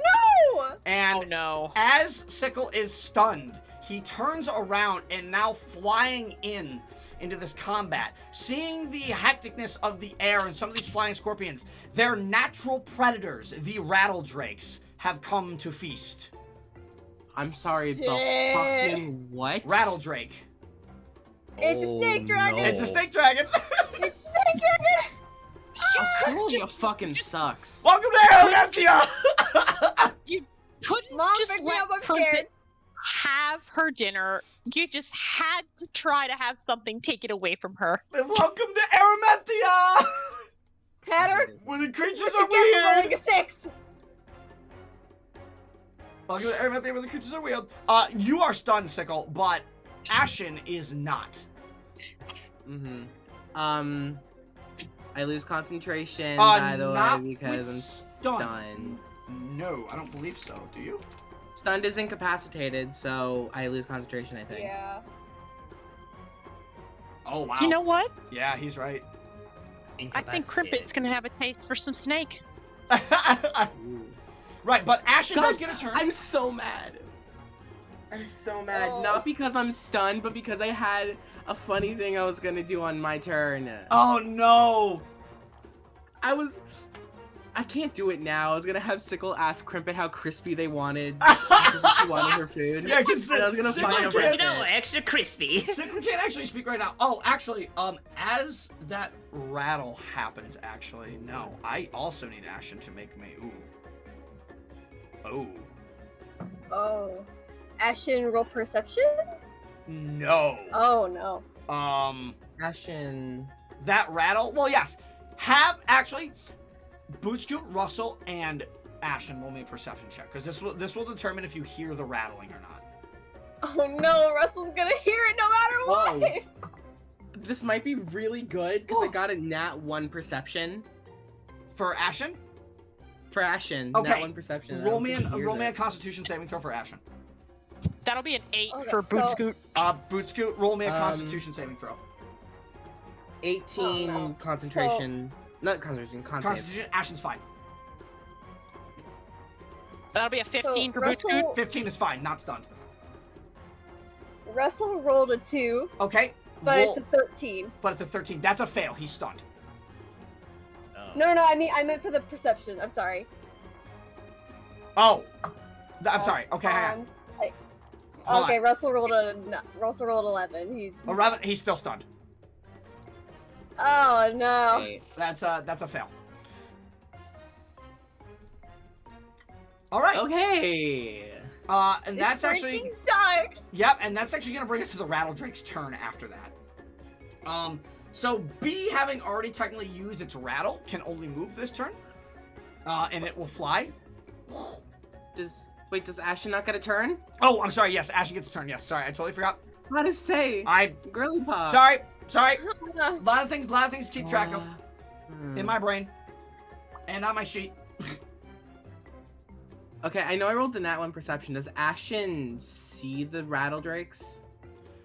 No, he would not. No. He would Okay, not with an nat so one. not seeing them. He wouldn't even Ashen- hear the rattle because of the nat 1 perception. Okay. Ashen is going to. Oh, I can't actually make it there. Wait a second. Okay, What'd you roll then on your? Ashen- What'd you roll on your perception? Sorry. My perception? Yes. 16. Okay. Yeah. You would have definitely heard it. Unfortunately, this sucks. Do I want to add more to the pile of these guys? I could have Ashen try to, help. Oh, this sucks.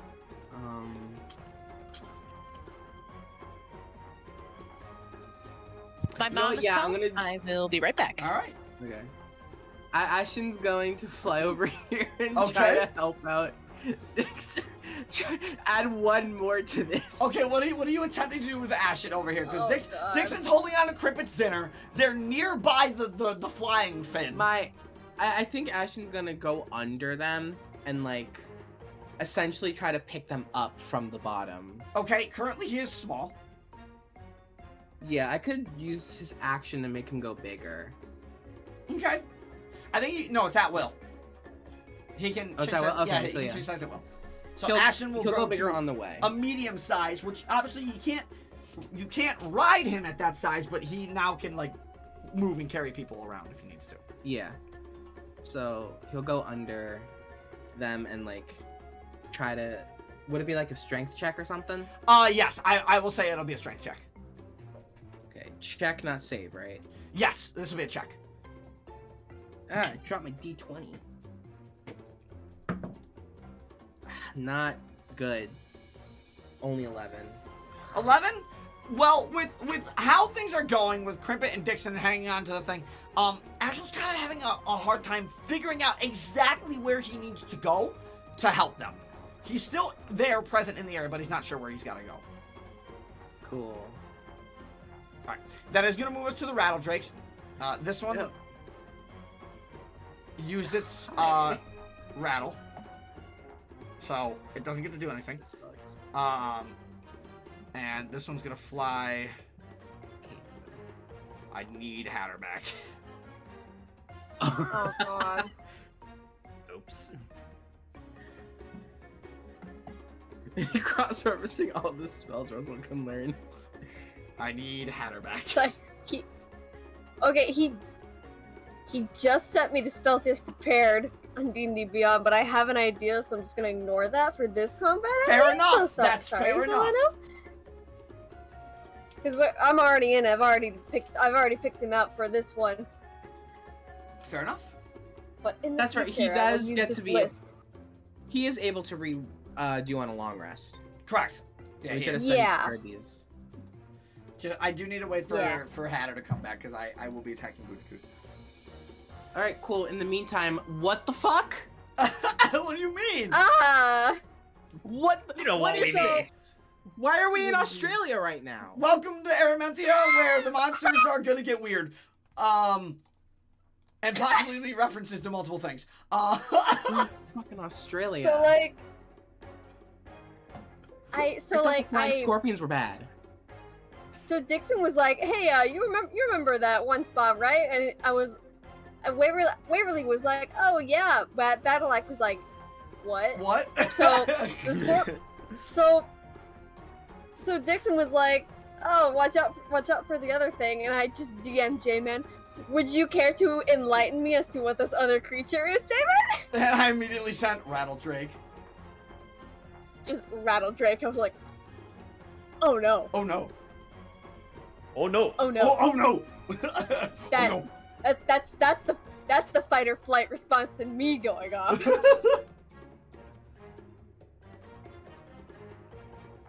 Oh, Rattle! They look so cool. They though, are but cool I as hell. hate Like they them. have a really cool design.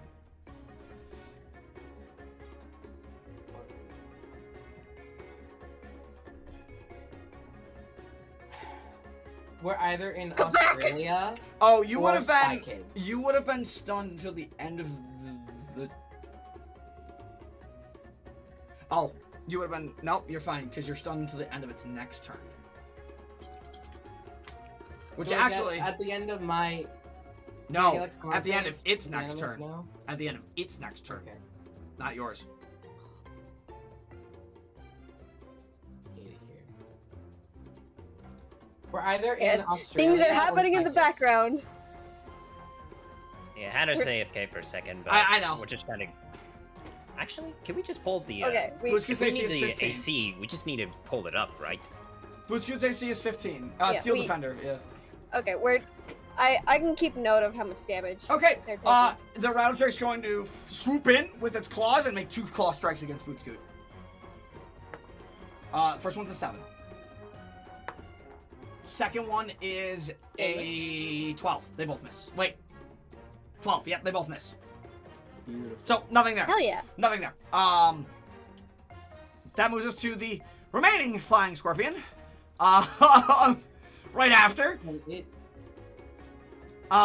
It's beat up. It's not looking good, but it's gonna fight. It's being attacked. It doesn't like being attacked, so the first attack's coming to Mizore. It's gonna grab you, attempt to pincer you with one of its claws. Oh no! That's not gonna hit you. That's 13. That will miss. Second attack's coming to Waverly. That's a 19. Misses. Misses. And then it's going to, as it tries to snap, and it's going to whip its tail around and try and sting at Mizore. No, 12. It burns its complete turn. That's going to bring us to Russell, who is stunned, unfortunately. I don't believe his archer form is concentration. No, it's not. So his archer form No. remains. So Unless it specifies that it goes away when he's incapacitated. Let me read. Hatter just types it. Yeah, I see that. Bootscrew flips it off. Mr. Rouse, and then he just flips off. It doesn't say if it goes away. Then it probably doesn't. That's gonna bring us doesn't. to. That'll bring us to Waverly then. Ah! Oh, it says Yeah, it ends but- earlier. It says it ends early if you dismiss it, are incapacitated, die, or use Incapacitated, which he is from stun. So yes, Shit! archer does drop.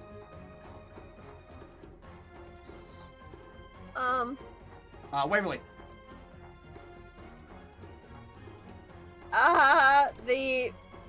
The force blade's gonna spark a little with some electricity. I'm gonna cast Shocking Grasp. Okay. Shocking grasp through the force blade. I like the flavor. Cause Lord in heaven. Oh Lord in heaven, That's hallowed be thy 18 name. plus. It's 18 plus stuff. Yeah, it hits. Okay, let me. Where's my D8s? Where are you? This one. Like my searching through dice ASMR. Look, I like the sound of it, so you know I ain't gonna complain. I love the sound of dice Where is rumbling. I love the sound of dice in the morning. Love the smell of napalm. Where's my other D8? Did I not pull it out? Oh my god, look. Okay, I'm just gonna roll some dice.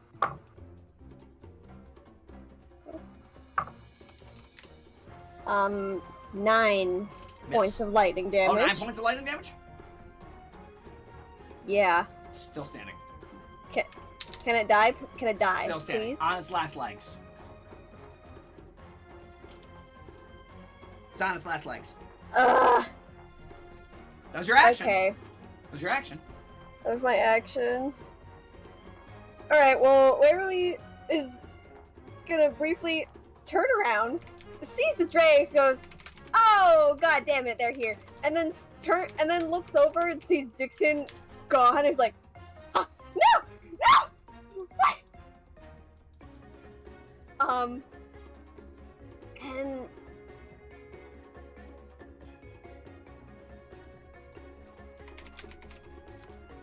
you know what? Fuck, Waverly's gonna run. Okay.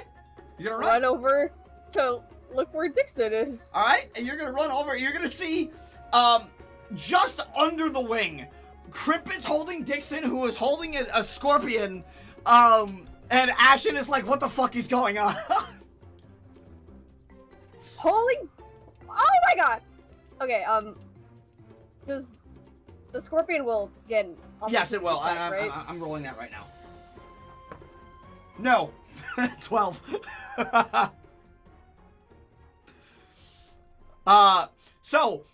It's gonna bring us to Hatter's turn, and Hatter's already gonna say they're gonna move with Dixon. Can't use any weapons, but they might be able to use a spell. Okay.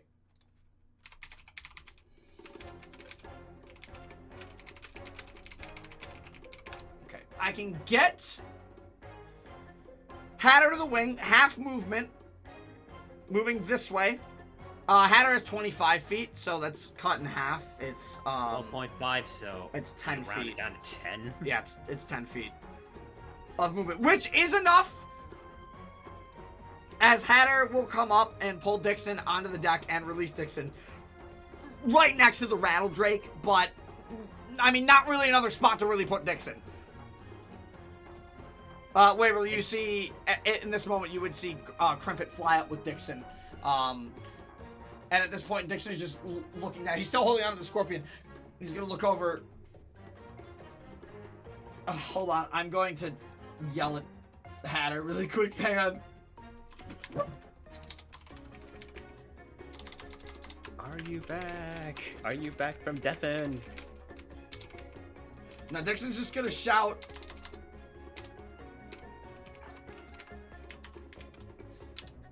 As you get pulled up next to the snake, as you get pulled up next to the Rattle Drake.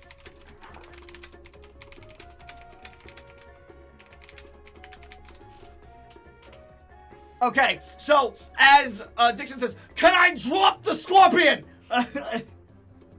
And Hatter or Crimpet will not. Fine. And Dixon's like, thank God. And he's gonna drop the scorpion.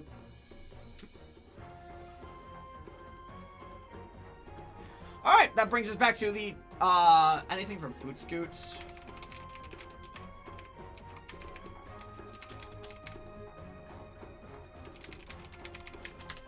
When D&D becomes a text parser.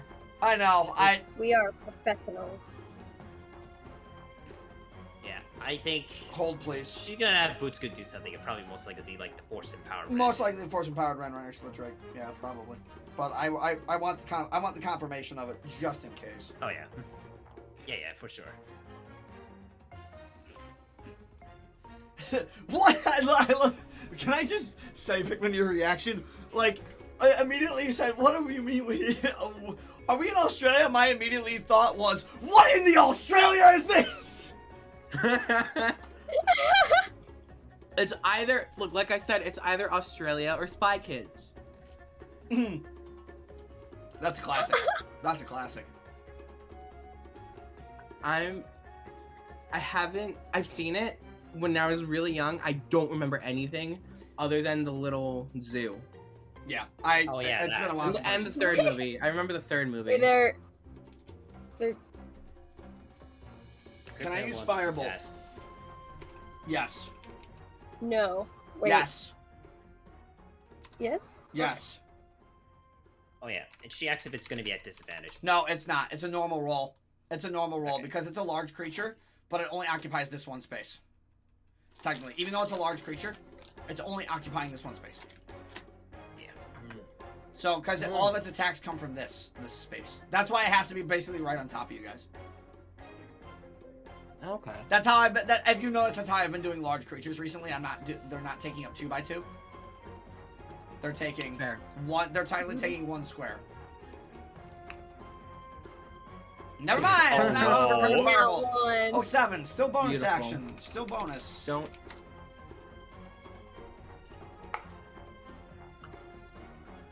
Ah. And boot scoot. God. Punch. Yeah, Force Run. Go right ahead. Ah. I have something in my tooth and it's very annoying. 14. Misses, unfortunately. Oh.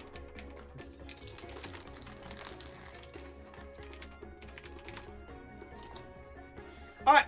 That does, however, bring us back to the top of initiative after Bootsgood's turn. Dixon kind of, like, rolling onto the wing, drops the scorpion at the start of his turn as is, like, interact. He's going to stand back up. Fuck! I'm going to run. And Dixon's going to use, that'll be 15 feet. 15, first diagonal moves 5, that's gonna be 20 feet, 30 feet right there to get next to this Drake, and he's gonna attack this Drake. He's gonna stab. So that's an after 17, that's gonna hit the Drake. Dixon will whip out his short sword. Hate to spoil your dinner, but we have places to be. That's what Dixon's gonna say. That's gonna be 10 plus... I can't even snark. Maybe 10 plus 15, 17 points of damage to the Drake. Pretty good.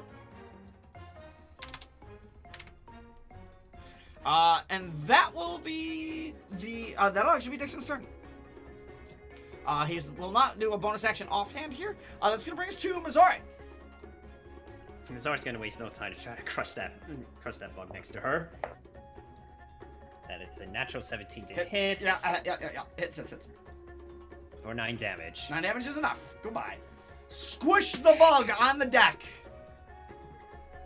And I think she's gonna notice the rattle drake and then just immediately move towards it. But maybe not while kind of smelling the insect for a bit and actually smelling like kind of a nice aroma from it because it was kind of cooked from the shocking grass that everything's in Yep. her. And she's gonna make a mental note of that. Oh my god.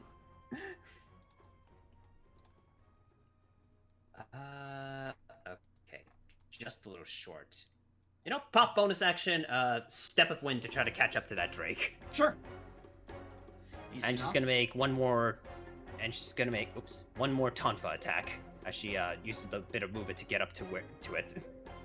Sure. Not an advantage, just normal. Unfortunately, that'll miss at a 13. Yeah, 13 unfortunately does miss. So it just like shimmies away as it sees Mizore trying to strike it. Okay. This is gonna bring us to Sickle's turn. Sickle, you're stunned, but Ashen is not. Okay, so Stun goes away at the end of the Rattle Drake's turn for you and Russell both. cool. So not Sickle. Ashen's going to fly up. Mm-hmm. And you know what? Ashen's going to go to start here, Sure. and I'm going to Fire Breath. Okay. And I should be able to do that very easily without hitting. Mizore, yeah, Wait. yeah. Would that be? Sorry, I might be thinking too much into it. I'm a little nervous that this will set the ship on fire. Okay, I'm so sorry about that. My You're mother has to talk for a while sometimes. You're good. No, You're I'm good. not gonna Um, say. You're gonna. Ashen can angle this into the air. Because Beautiful. bear in mind, Alright, cool. bear in mind, these And drakes it's right big. now are like kind of flying. They're like hovering 5 feet in the air at the moment. So, directed upwards, I'm gonna start cooking. Yep. The Rattle Drake. Maybe we'll have a little bit of snake as well. So Maybe that's you'll going have a to little be bit of snake as DC well. 13 dex save. Dex save, Little sir. lean protein. That's an Miss 11. That's a fa- Masamune, that's we an- gotta cook. That's an 11. That's a fail. Ooh. This is cocked. These two are cocked. Okay. Decent damage, not great. 10, 15, 16, 18 points of fire damage. Okay. Sorry, I'm having in my head. And 18 points of fire damage is good as Ashen's it gonna strikes the rattle drake. and Ashen's gonna use the rest of it. Makes that little to hissing. flank with It's gonna look right at Ashen as it does. Ashen gives a shit-eating smirk, Fair enough. like his papa would. That does bring us back to the Rattle Drake's turn. The Rattle Drake B When has to roll to see if it gets rattled back. question, Does not. Yes. when do Sickle and Russell break out of stun? At the end of the Rattle Drake's turn. At the end of this turn. At the end of their turn. I rolled to that see if sucks. I rolled to see if B got their rattle back. They did not. So B did not get their rattle back. So what B is going to do, B is actually going to, seeing Sickle stunned, but not happy about the fire, it's going to make a bite attack onto Ashen instead. It was going to be Sickle's original target, but Ashen decided to burn it from the side. So this is going to be a bite attack to Ashen. It has a 10-foot reach, their bite. Okay. Does a 19 hit Ashen? Yes. Okay. That's going to be Quite a bit bigger than this, actually. 11 points of piercing damage. As Ooh, the fang, ew. as the fangs bite down and crunch onto Ashen's body, I want him to make a Constitution saving throw, please. Oh no. Ashen's good at those. Not another one. Incoming poison damage. Not in this instance, fucking 12. That is a fail. That's gonna be full damage. 1, 2, 3, 4, 5. Oh, no, baby boy. Oh no. This is pretty shit for 5d8. 5d8! It's not it's the poison Oh my damage. God. It's poison damage. It's pretty shit though. 7, 10, 13. 13 points of poison Oh, damage. boy. It's shit. I rolled real bad. Mm, I don't like how it was 5d8 though. That's if you fail to Yeah, say. that's scary. If you succeed, you take You half. really are fucking Australia. If you succeed, you take You really half. are in Australia. Yeah, What they the are fuck? Australian, man. What do you expect? That's However, Literally, your home More. sucks. the other Rattle Drake will then land on the deck it's gonna raise its tail. No, I'm gonna. No. So, and for everybody who's within 60 feet of it that's not already stunned needs to make me a Constitution saving throw. Shit. Oh gosh.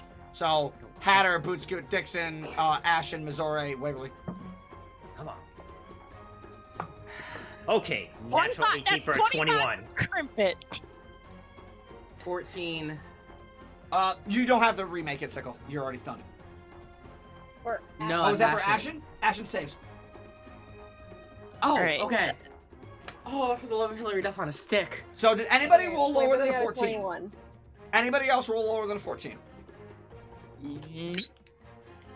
Bootscoot got a 17. Crimpet got a 25. Okay. The only person who's stunned is Woo, Dixon. nice.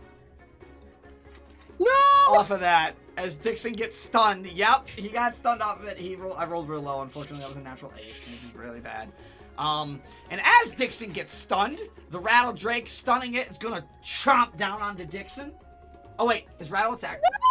Yep, Rattle. It can do. No, rattle. it's an action. No, yes, but Right. the Rattle Drake can use its Rattle, then make a bite attack. That's what it specifically says with its multi-attack. So it's gonna make a biting attack at Don't advantage you on the fucking Dixon dare. because he's stunned. On the Dixon, that's gonna be an 18 to hit. That will hit. Oh, no, he's stunned. Yeah.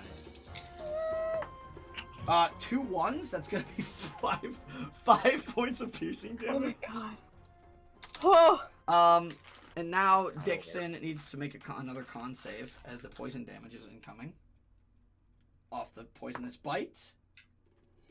Another fail. Wait, what did he roll? That is it was a 6 plus 2 for an 8. Can I Flash of Genius? How you need to beat a 14. Will a 12 You save? need to beat a 14. 14. Fuck.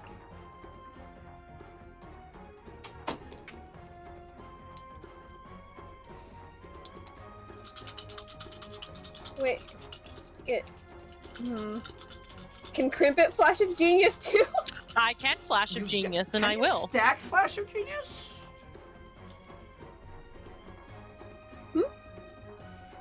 Oh, asking if I they don't can see why stack not. Flash of Genius. I don't see why not. I'm adding a +4. I believe Crimpus is a +5. Is that right? Crimpet is a what's Flash of Genius? You just add your intelligence modifier. I have a +4 as well. Okay, it's still +8. I'm seeing that only one applies, but whoever's intelligence. Oh, Whichever let me is double check this. higher. Let me double check this. Yeah, generally, things like that don't stack, or else it would be if you had a whole party of paladins. According to with Jeremy, all with aura of. Yeah, according to Jeremy Crawford, different game features that can affect the target at the same time, but when 2 or more game features have the same name, only the effects of one of them, the most potent one, can apply. So it would be Yeah. Crimpet. Damn. You So- have if 2 flashes of geniuses are used, you take the highest one. But Yes. if say you have flash of genius and Alright, bardic well, inspiration, you add them together. Can I Silvery Barbs the bite? How much Dixon took 5 points of damage? Yeah, you can Silvery Barbs the bite. I'll Silvery Barbs it. Okay, And don't forget to give your advantage to someone. yeah, Wait, Silvery the also- advantage of someone. Oh, no, So never I need mind, to never mind. remember. I need to remember what the highest It's- roll was because this is made an advantage. Does he just roll both again? No. Because if it's I rolled a natural 20 on the Silvery Barbs.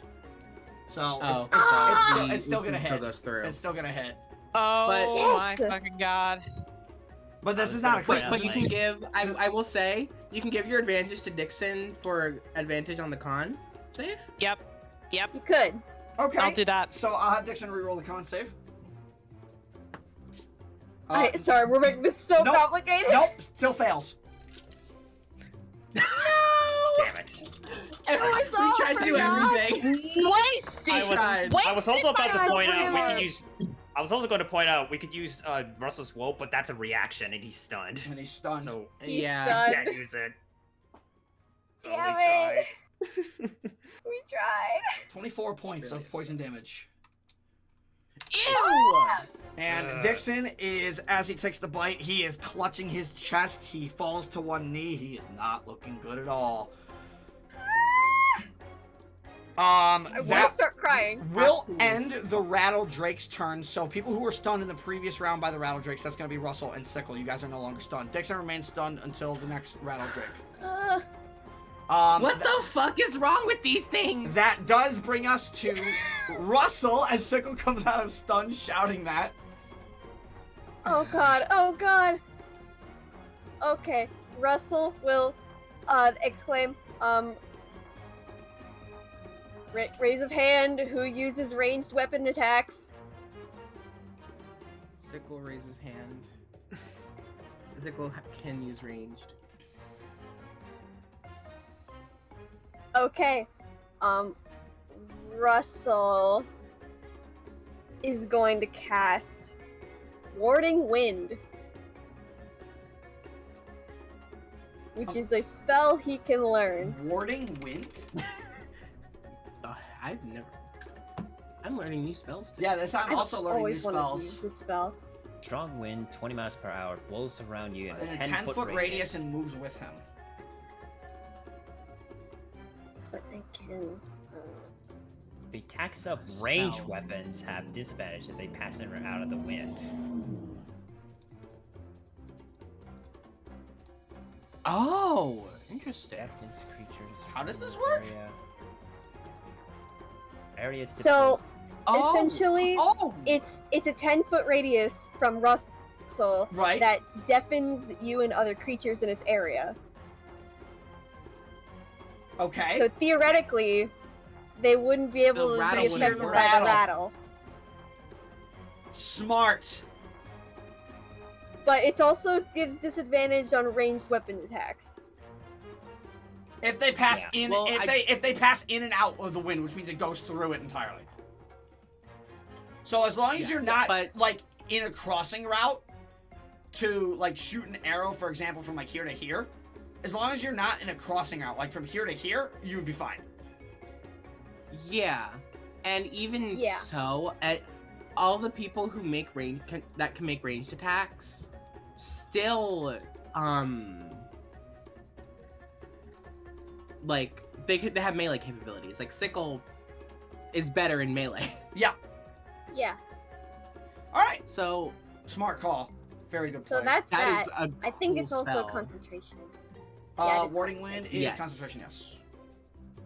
Also, he is deafened for the duration as well. Oh, Mhm. Tiny Russell. Russell can't see. And See? There. he doesn't have Archer I- anymore. So, No, Archer had dropped. So I think that's it Okay. for Russell's turn. All right. That's gonna bring us to your turn, actually, Waverly. Oh, it's my turn. Okay. Oh, yeah. Yeah. So, You do it. oh yeah, it's my turn. So, is the Drake sitting on the deck or is it Well, sitting on the wing? This one landed, and it's kind of like sitting on the wing, and it could reach Dixon with its bite. It kind of like had to extend its neck and bite over the top of it a little Okay. bit because it has its bite has a 10-foot reach. This one, however, is on the deck. Okay, so if I stand here, I can't hit it with a melee attack, can I? Not standing here. You'd have to be here or here. So you'd have to jump down like 5 feet. All right, I will. Whoop! I did the wrong thing. I can't. I don't know why I thought it was on roll 20. Waverly's gonna run up, Mhm. and she's going to throw a firebolt at the monster. This is a Which- ranged spell. It is not affected by the wind. Oh, but Yes. extinguishes unprotected flames I- in the area that are torch size or smaller. Oh. It's not. I don't. I need this. I don't know if that A counts. mote of fire. A mote is pretty small. But it's going real fast. Oh, and it's wait, no, it It'll extinguishes unprotected flames in its area that are torch size or smaller. But it's a 20-mile-an-hour wind. Is a mote a flame? Like, I get it's a fire elemented thing, but are we counting a mote as an element, as a flame? I think or would it be like a its own moat natural is just thing? like a little. A moat is just like a little thingy. It's not flamed. Yeah, I guess Yeah, it's not. that's what I I'm guess it's not saying. necessarily an unprotected flame. Yeah, go ahead and roll your attack. Okay. I got you. Oh no. Oh no. So. Actually, that's a 17. Hits. Okay. I keep mistaking my 9 and 6. All Oh, this I stupid did that thing. earlier. I was like, shit. Yeah. Okay. Let me grab my dice. Oh god. All right, there goes that one. Girl, you good? Girl, you good? Hey, yo, slime. I'm fine. Ooh. Yeah. Wait. I'm so stupid. Math is hard. Mhm. That's 15 points of fire damage. Okay, very good. Oh my, I rolled 3d10 instead of adding a d8. I was like, what am I doing? Oh. All right. Good damage. And then bonus action, I'm gonna cast Sanctuary on Dixon. Sure. Ooh, that's Yeah. That's a smart.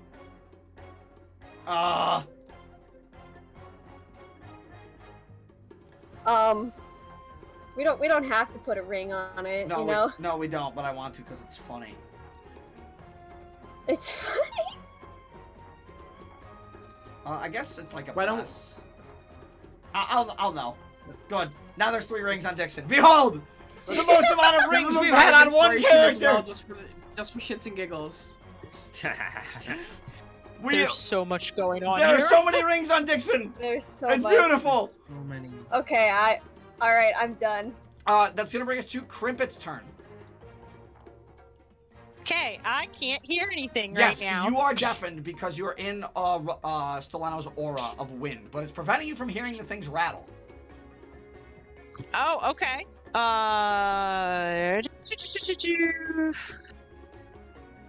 All right. A very cool spell that I have just learned today, Warding Wind. I know, I've always wanted to use this spell, and now I have a chance. That's awesome. I've never heard of it. So- until today. Steleno, when you're watching this back, use this spell more. Yeah, if there's If we need any more if we need auditory based if you need auditory based stuff, yeah. Silence would also be a decent. No, silence prevents spells. All right. Yeah, Silence prevents any sound. Inside. it I'm prevents Yeah. it prevents people to cast spells with verbal components, Yeah. which is why it's really Yeah. good against But it- spellcasters. Yep. But it would also be good on these guys since the rattle is sound. Correct. It's True. Alright, what are we doing, Crimpet? I am Doing a little joke. using Firebolt Okay. on this one there, The please. top one? That will be a 21 Yeah, it hits. Go ahead and roll damage. for 7 fire damage. Something right there. Still damage. Damage is still damage. All right, and I have extra attack. Can I use another Firebolt or? I think you can use multiple cantrips. No, she can't use multiple cantrips. Sadly, it doesn't work with. It doesn't work that way. I'm pretty sure Okay. it's It just is one bad. spell. Yeah. It's just one spell. Yeah. Okay, it's different because it's different if I use like a weapon. Yeah, a weapon you would get multiple. Mhm. Okay, that's Okay. fine. Ooh, Yeah, you that's can gonna also be just like go out of the aura and then just go back in before the end of your turn.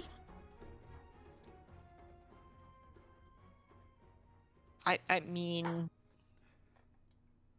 I could, but then I'd have to They have to roll to see if they get rattled back. It's one of those rechargeables. Yeah. Oh, okay. All right. I'll move out the aura for now.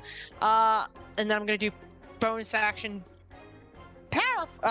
Boot Scoot's gonna use Power Force Rend. Now let me double check something here because Boot Scoot's currently deafened. Oh yeah.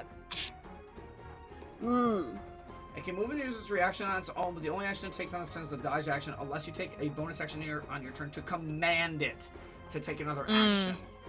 So, Can I? the argument here is, can Boot Scoot hear you? If he can't, No. I have a different way to communicate with him. Sure, If he can understand it. Sure, let me hear it. I like the Crippet creativity. was gonna she was gonna do little hand symbols like you punch. The snake. The snake. You know what? Sure. Sure. Let's do I'll allow it. We love that. Does a 20 hit Yeah, it does. the snake? Yeah, it does. Cool. Roll damage. That'll be 10. Ooh. It's crap. looking rough. It's looking rough. As the force empowered Ren clocks this snake, Boot Scoot just socks this thing straight in the eye. The snake looks over to it.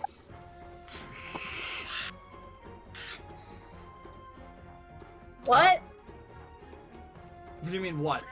I can't hear. We're deafened. As Boot Scoot puts hands up to its little horns like, what? Oh!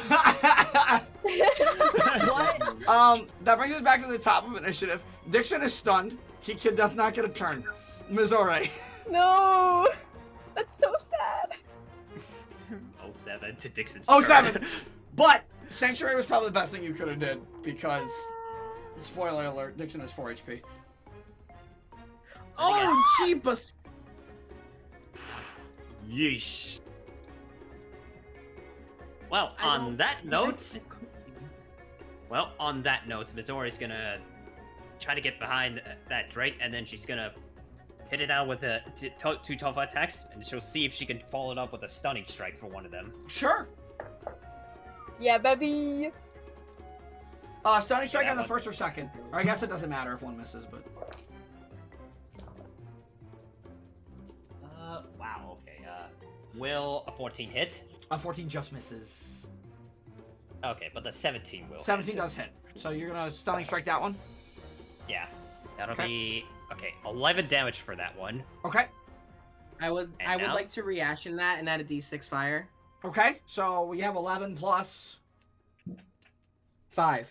So So total 16. Okay. Okay. Now then, make a con saving Yep, throw. con save. What's your... this probably succeeds. It's a 19 dirty. Well, not even close. That's a 14. Okay, yeah. It's not stunned, but that was your action, your attacks. What else you got?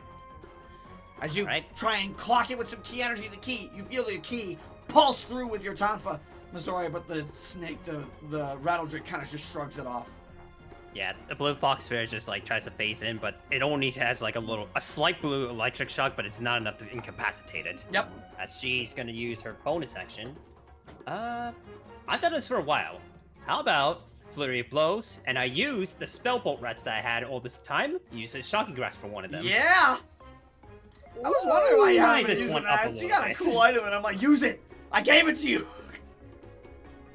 Let's see. I'll roll both attacks. Let's see. Okay, one of them will hit for an 18, and the other one's gonna hit for a 25. Yeah, they both hit.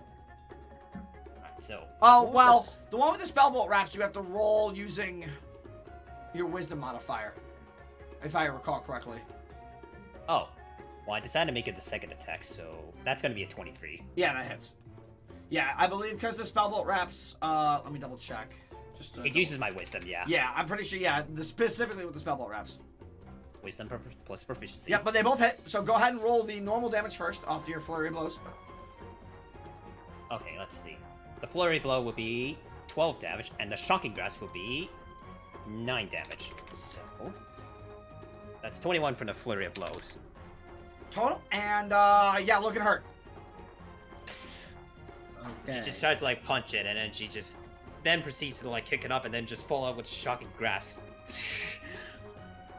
And she's kind of fascinated because it's like, for some reason, she kind of feels like she's like preparing that drink.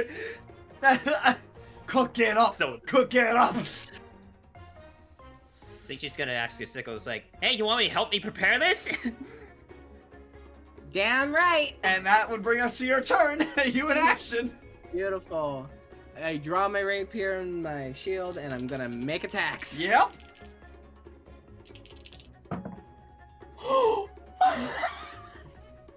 I sense a natural 20. Not fucking 20. Let's go! Yeah. So that's 40 damage. It's So how that's much? 40 damage.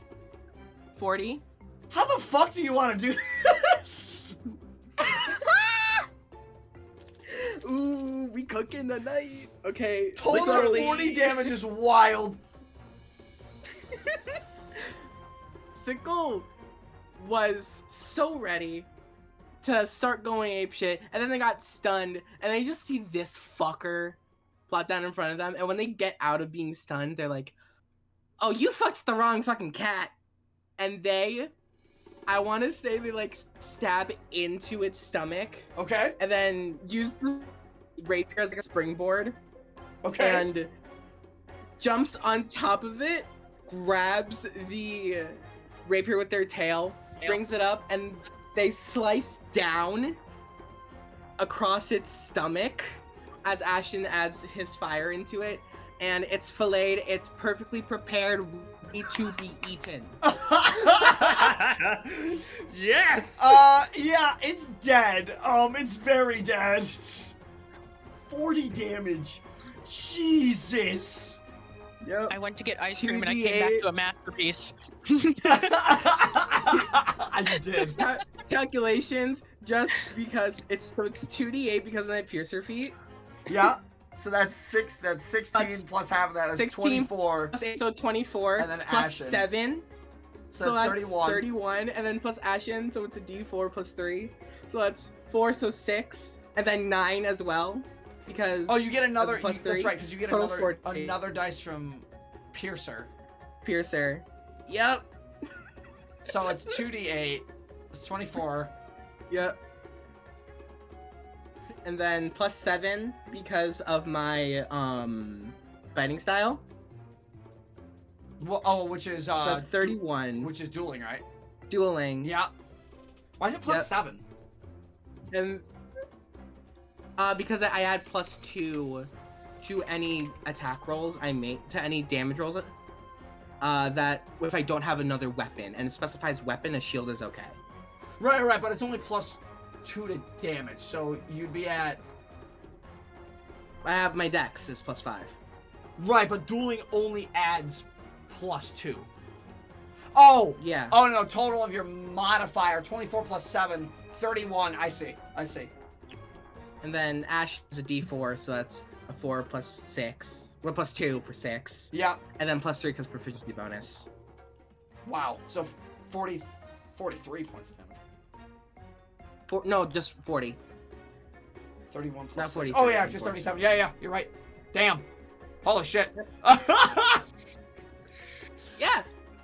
Anyways, so Sickle is now going to run over here, and I'm gonna tag this fucker Okay. with my other attack. Are I don't you think you're Ashen's standing in on the range. deck still? Yeah, it's like 5 feet down. Because of the wing. It's fine. You Ashen's would've- not in range, unfortunately, so you don't get to add fire damage. He would have made it. No, I know, but Ashen's not in range, so I don't Oh, get to add fire okay. damage. No, I was referring to the distance of you getting down to the Drake. Yeah. Okay, and that's going to be... That's a hit. At 14 plus 8, 22. Yep. That's going to be... Piercer reroll. That's going to be... 13 points of piercing damage. Okay. Okay. That's really good damage. Then Ashen does not get fire breath back. That is fine. Ashen is going to fly here. And is going to make his 2 attack. Actually, no. Ashen's going to treat himself a little bit. He has a little bit more movement he can use. He's going to fly He can move a little bit more as a treat. As a treat, he can move more distances. As a treat. So he's going to flank with Dixon and make 2 attacks. Dixon is incapacitated. You do not get to do this at the advantage. Because he's stunned. Then he's going to flank with Boots. Let's go. First attack is a miss. That's a nat 1 and a 3. Ouch. Second attack is a nat 17. So That'll he hit, hits with that one. Yeah. Where's my d4? I just had no, I didn't have a d4. I haven't used a d4 yet? Wow. It's going to be bad. That's going to be 5 points of damage. 5 points of damage is still damage. That's really good. And then it will come to the Rattle Drake's turn. Let's just get the roll to see if it gets Rattle back. It does.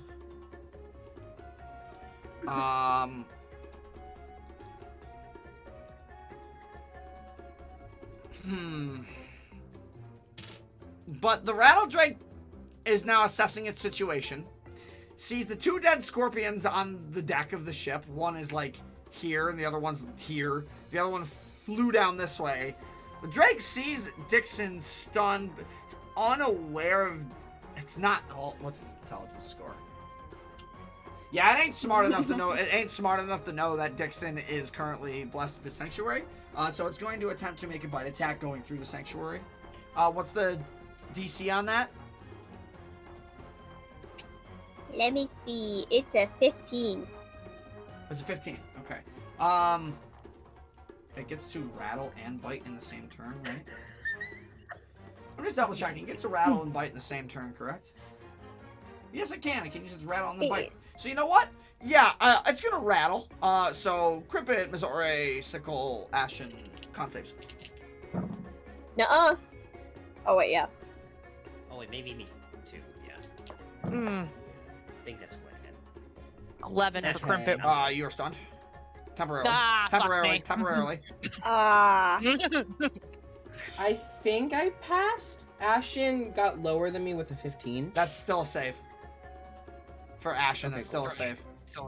And Sickle got a nat 18. And then Missouri?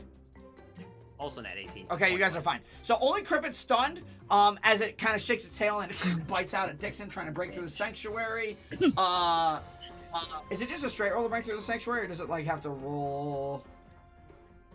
It has to make a wisdom save before it can attack. Oh, a wisdom saving throw. Okay, that's a 10. So it goes to bite, and the So, yeah, what is it? What happens? well, if it fails, it has to choose another target or lose the attack. It kind of reaches out toward Dixon and looks over to Sickle, and then bites at Sickle instead. You can try. That's a 20. Fuck, that just hits. Not natural. It's a dirty 20. I know, it just hits. That's gonna I missed my be 21 AC. 11 points of piercing damage, and make me a Constitution saving throw. Okay, 11, so I'm at 78. That's bad, but I might be okay. No, it's not okay. That's a 13. Yeah, it's a fail. Full damage. For love. It's fine. Sickle hasn't been hit.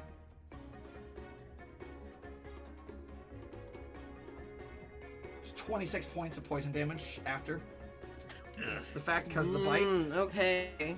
And the Rattle Drake's dumb enough to, like, realize that, oh, okay, these are all threats. They were after my dinner. That's the Rattle Drake's turn. Which means... Oh, someone made a duplicate Rattle Drake. That's... the end of the- Dixon's back. Yeah, it's the end of the Rattle Drake's turn. It moved my initiative order. It messed it up. So it's now Russell's turn. And Dixon is no longer stunned, yes. Okay. Alright, Russell What spells are we going to use? I might just go for a good old guiding bolt, but Sure. I'm just gonna double check and see if he has any other Nah, spells. just go for the good old guiding bolt. It's You fine. might have some other Okay, fun spell. Actually, you know what? I'm going to. Oh, wait a minute. I'm looking So- at, like fire-based spells. I can't healing word, can I? No, because it's vocal, isn't it? Unless you would healing word someone outside of the circle. The thing is, it follows him. Yeah, it follows him. Alright, so I'm just gonna guiding bolt then. No. Healing word is a creature of your choice that you can see within range. Doesn't say anything about them needing to be able to hear it. Oh, that you can. Oh, does it not? Oh, okay. Oh, we're not silenced. You're Okay. not silenced. You're only deafened. Oh, Okay, I see the blind man to his stepdaughter. Could somebody double check what the dice for healing word is? D4 D4. One should be a D4. plus wisdom. D4 plus wisdom? Yep. That's for a level 1 healing word. Alright. Yeah. What's your wisdom? Okay, that's gonna be 6 healing To for Dixon. All right. Also an extra D4 because of the moon sickle. Because of the moon sickle. Yes, that's correct. Ooh, that's right! That's another one. All right. Still healing. Still healing.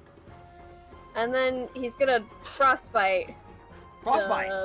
The Drake. Okay. That's a cantrip. Con save. Con save. That's probably oh, that's a 16 actually. Does that meet? I believe that meets his DC. No, No, I think he has a That fails. very high. Is it a 17? His DC is 17. Oh, okay. Yeah, Just it's a 17 because the moon sickle adds 1. Adds 1. He doesn't have that on his Okay, sheet. so it's I just looked at his sheet and I Yeah. saw 16. He doesn't have that updated. His save The DC is... updated one actually does, yeah. Oh, okay. Yeah. yeah. Okay, Alright. that's 2d6. That's 5 points of cold damage. Okay. And he has disadvantage on the next attack roll it makes before the end of its turn. All right. Well, that's the end of its turn. That brings end of Russell's turn. It's gonna bring us to And yeah, Waverly. yes. My turn. Yes. Your turn. Okay. All right. Absolutely fuck this guy. Would the warding wind extend to out here on the? Yeah, it's like wing? right on that. It's like right on the edge.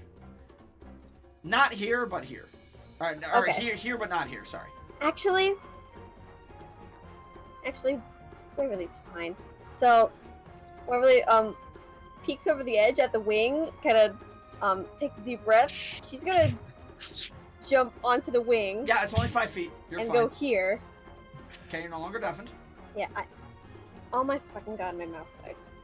I'm gonna cast inflict wounds. Okay.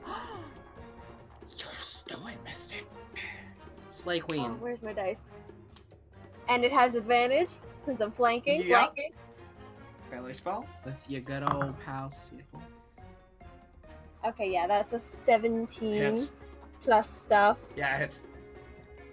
I believe that's 3d10. Necrotic. Yeah. Yes.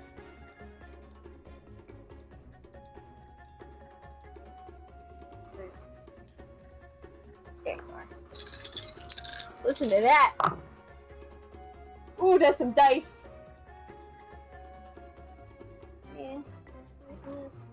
24 points of necrotic damage. The floor is yours. How do you want to finish it? Yeah! Woohoo!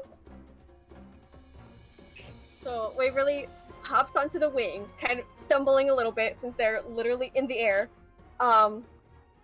She's going to run behind this guy as he's staring at Sickle, Mm-hmm. I just changed the music. You're right. and actually, I think she stabilizes herself and then holds out the sword, stabs it into the thing, and just carves along its body as she runs behind it. Okay. And then once she finishes there, she yanks it out Yeah, and the inflict wounds with being that like with the like the through the necrotic blade. energy. just Yeah, coursing through it. I like that. I think it's cool. As you rip through the thing on the wing, you can feel like the ship slightly lean to the left a little bit as you kind of like stumble back a little bit. As the beast kind of falls. It's now just laying on the wing, and the airship kind of has this weird little like tilt to it, very slightly to the left now. Russell would probably. Waverly is on her knees. Oh god. Okay. Oh my god. And you're no longer stunned. okay? Crimpet as it dies. Whoa, whoa, whoa. Oh, I fucking hate those things. Oh, they still suck. Boot Scoot attempting to pull Dixon up to his feet. Thank you. Oh, this is just gonna lay down like on the side of the ship. Oh! Okay, Waverly's a little shaken, but she's making her way back. Ashen's helping Waverly. Yep. Yeah, Ashen's like being a little guide as Ashen grows big. Just do what I can. The arms, the mechanical arms retract as she climbs up, flops onto the deck.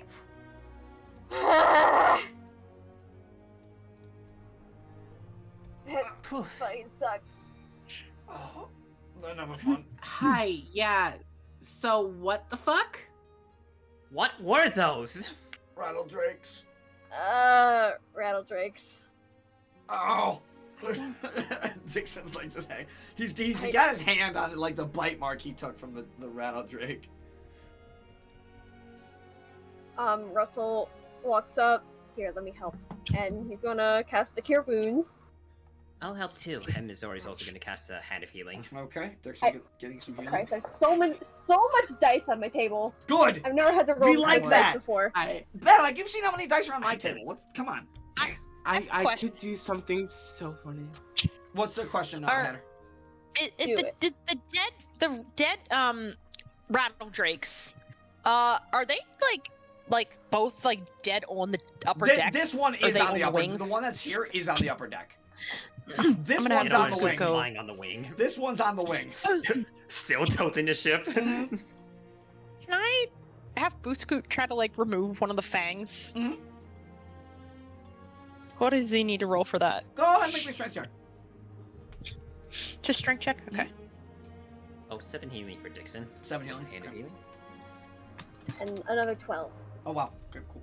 Dixon's. I don't think he's hitting anything with a 7. No, definitely not. Booscoot just instinctually tries to reach for the fang and tries to pull it out and just doesn't have enough force. Booscoot just like lets their hand go. Shit. It's that look of disappointment. could just punch the teeth like. Force empowered, run on the teeth. It might not be Um, worth it. Just shatter them. Yeah, so like, are we gonna kick this thing off, or No, we probably. gesturing to the rattle drake on the wing? Meliana's gonna look back at you all. Well, you all did a pretty good job defending the ship, but yes, I wouldn't mind if you just kicked the thing off the wing. Cause this Yeah. real weird lean, not great. Yeah, I don't think we're gonna be able to carry it up. Yeah. And Mizore just kicks it Push off. it off? You Just, feel like, the pushes ship it. kind of lean backwards, all to the right a little bit more, and then like restabilizes back. Whoa. Okay. All right, I'm glad that's over. Oh, So, looks over So at yeah, Crimpet. welcome to Erementhia. so, What a welcome! yeah. I know. And there are more. There are always creatures that are this big. You'd be surprised, They can get bigger. unfortunately. Oh, great. Boot's sketching down in big capital letters. Bigger? Question mark. Oh, I mean, Yeah, let's. Yeah, although those guys normally hang out in the sand, so. Wait, Turns deeper in the turns to sand. look at Crimpet. Sickle's also looking at Crimpet. What is she doing? How many are those scorpion things are dead here? There's two. There's two. The one that Crimpet's staying on right now, fried by the shocking grasp. Crimpet's gonna start cracking You're in here. claws open like a crab shell. Yeah, That's what I God. thought too. Or you can eating. do that. You could say, Hatter, they were big, meaty claws. Big meaty claws. I think Mizore's gonna approach and say like, "Huh? Are those edible?" I mean, they're edible for me. I mean, I'm used to eating bugs all the time. Hey, You do realize they have poison in them, right? I mean, yeah, but we eat scorpions and stuff all the time back home. I think she's gonna take a look at the meat of the pincers, because I'd imagine these guys aren't poisonous on the claws, but probably just the stinger. Actually, they would be more than just a stinger, because how does the venom get to their tail? It's not just stored on the Yeah. stinger. oh, These guys are poisonous. The claws. well, this one was fried, right? That one was fried. Admittedly, the claws would probably be. You'd probably be correct on that.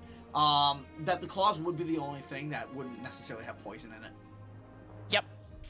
Yeah, I think she's gonna make a medicine check. Yes, Just in go. case. I was actually just about to ask you. Crimpet Go ahead just and make a wanting that. medicine check. Let's see.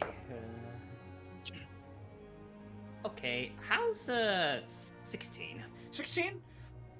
Just kind of looking at the structure of the creature, Mizore, you can tell that it's probably not poisonous in its claws, and that's probably like where most of the safest stuff is to harvest off these flying scorpions. As for the rest of the body with 16, you definitely get the sense that it might not be entirely safe if prepared wrong. It's not impossible, but it would take a bit more high knowledge of the creature.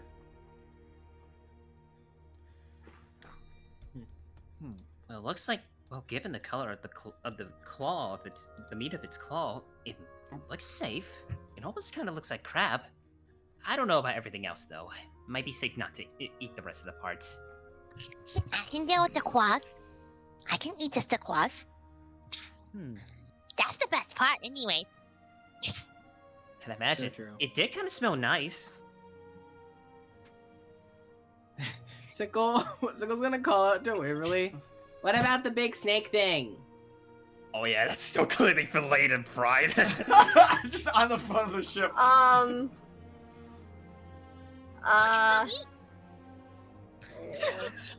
Did I think it still has this one has poison, but it's mostly in the mouth and head, I think. Waverly, you've lived in Erementhia. You know what these creatures are. Make an animal handling check with advantage. Animal hand. Oh, With advantage.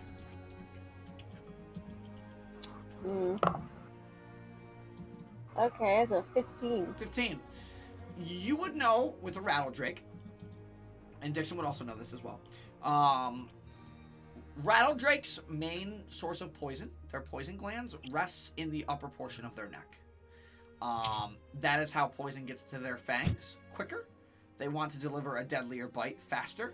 So their poison glands are usually built in the top of their neck, in like the back of their throat area. Anywhere about halfway down their neck to the rest of their body, completely edible.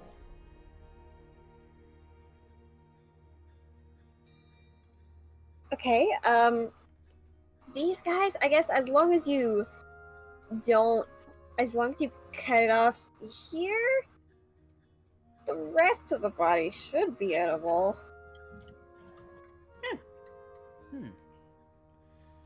Sickle draws their rapier ready to cut. It would also be Yeah, common. okay. It would also be common for the parts that had poison in it to make vials of poison, or poison arrows, stuff like that. Ooh. Dixon would be interested in that. I think Russell would be interested in that. Mm-hmm. Yeah. Some potion making supplies, potentially. Do Well. do we have spare bottles? Put that in? I You have don't. a ring. Yeah, you have a. Yeah, the ring can hold the potion though. But I would allow the ring. I would allow the ring to hold some poison. You know, I technically have an herbalism kit. I've had that the whole time. So does Russell. I'm sure. Surely there's like 1 or 2 empty bottles in there, right? I would imagine so. Yes. I have a jeweler's kit. I could empty out one of the bags that my gems No. are. We could use that. No, I would imagine the herbalism kit would have some stuff like that. Yes. Yeah. Okay, then how much poison? How many bottles can I get out of this thing? I would say 2. You know what? Roll me for Russell. Roll me a medicine check. And then also roll me an animal handling check. I feel it.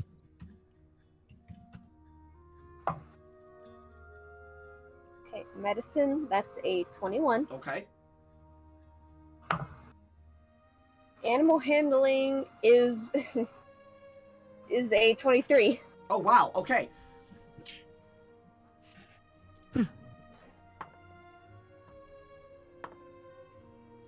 Okay, you managed to get 6 vials of poison.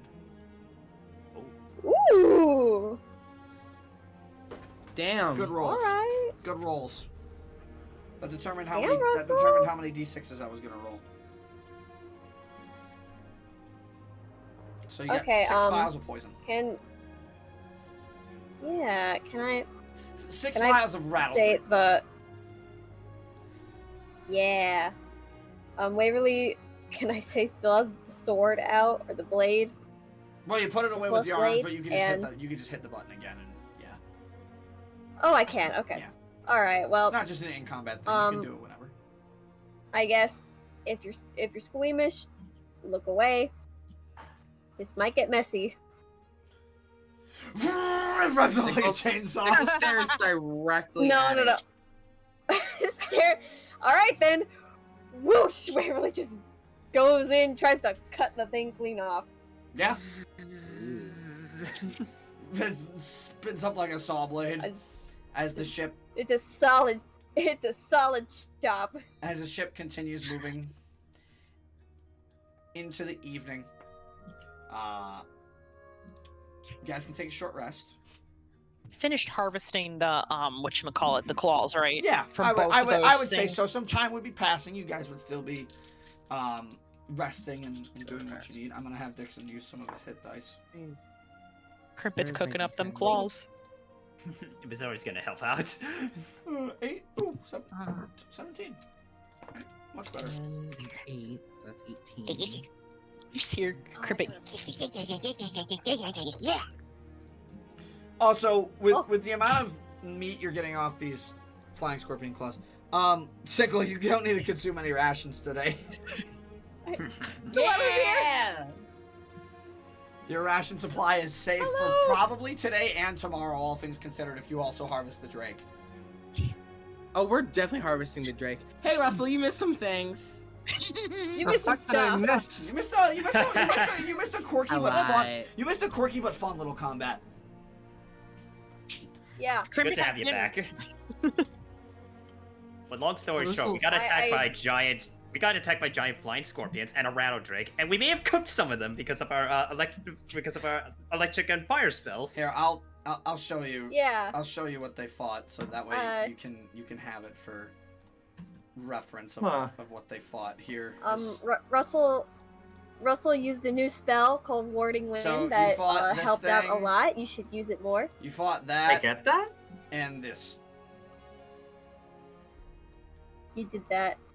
You saved us, Russell. Good job. Your warding wind is actually was super goated for these things. They basically I contributed to the fight even though I wasn't here. look. They You did it! They have an ability that anybody within 60 feet, if they hear them and they fail a con save, you're stunned. Oh. But warding wind deafens you, so you can't hear the rattle. Huh. So it's quite a good spell for against healing effects. But I just put the things that you just fought on the map, which you're not in the owlbear. So yes, you are. No, I see them. So yeah, that's what they fought. But you guys I are see. heading into the evening, and everyone gets a little bit of a short rest. And as that happens, I'd imagine Cryptid and Mizore are trying to cook it up, and she was thinking, if they're kind of like crab claws, do you think boiling could work best with that? You know, this is gonna sound funny, but I would try steaming them. Oh, I like the sound of that. I think steaming them will lock the flavor in. honestly, and Dixon's kind of still holding his wound, but he looks a little bit better. The desert themselves could probably just steam their entire claw. All right, let's get. All right, well, let's try that. Provided it's the day, of course. How hot can water get just left in the sun? Oh. Enough to make you want to die of exhaustion. It can get quite hot. Okay. No, how hot can water get? Oh. That depends on what you are in Erementhia. Out in the... I've also heard maybe the elevation could... I've also heard if we're trying to cook right here, elevation might actually help out. Elevation might change the boiling point. Oh, have to it's steam like... it. Yeah, so we might have to steam it for a while longer. Yeah, I think that'll be okay. And Crimbit takes out the pitcher. Is it a pitcher? It's a pitcher of decanter. The decanter. the decanter of ever flowing water. Endless water, yep. Endless flowing water. Yeah. We got a water supply right here. And She looks around. what can we use as a steamer pot? Wait, how about this? Wait, can we just use a firebolt to make a fire instead? Yes, but we need a steamer pot. Maybe let's go check around. Miliana, any sort of does this ship come with some sort of cooking utensils? There should be some stuff below deck, yes. Let's go. Right. But, Alright. just... Huh? You might want to prepare your meal to go, because we've been going all day, and... well, we're gonna have to drop you off soon. Quite soon. Alright. I would like to say this whole time Sickle's been like carefully carving out pieces of the Yeah, rattle drake. yeah, easy enough. Sickle, do me a favor. Roll me a d12. Okay.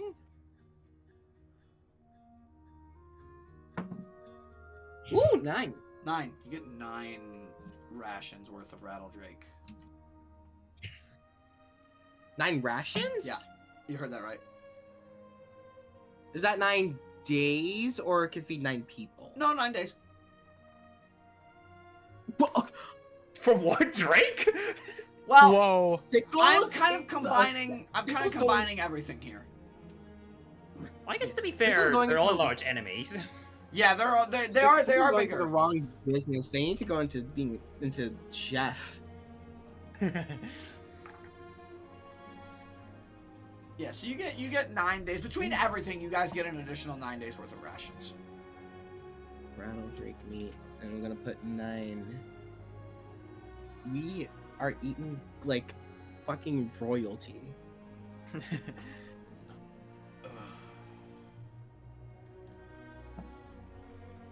Meliana, how long until we land? Good question. I'd say 2 hours at most. Right. And at this point, after you guys have flown over the mountain, as well. There would have been a little explanation that maybe you had disturbed some of the flying scorpions that like to hang out around the caves and canyons of Erementhia. Caves, canyons, and cliffs of Erementhia, and rattle drakes being the natural predators, always are never too far behind the flying scorpions. But as that's been happening, you guys have been talking. You guys have been keeping kind of close to the spires, which are now like off to your west at this point. But you guys have been going in the northeastern direction, and soon, very soon, you will be landing.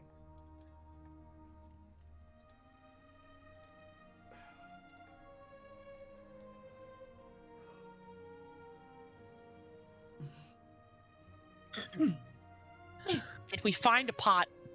I would say yes. Okay. So so at that point, Crimpin and Mizore just pretty much get the cooking ready, and then they're just steaming up the scorpion pincers. Cribbit shaking the stalagmite salt Right. in the pot. And as you guys finish preparing, as for those of you guys who are in the kitchen, you hear the preparing finish. You feel the airship kind of slowly start to descend, and guys get dropped off at a point in the desert, not too many days away from Igros. Put a Dixon on here. I have Waverly. I can put Waverly on here, but I think it's old Waverly. It's old Waverly. Got a dragon. Yep. Also Ashen. So as you guys is get gonna be- dropped off, Sickle's here. I'm just gonna drop this off. I'm just gonna drag this here. We're gonna pretend that tent's not there for now. Got it.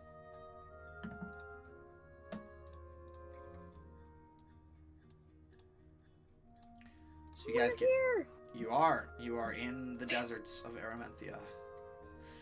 Finally, and you find a suitable spot to set down camp.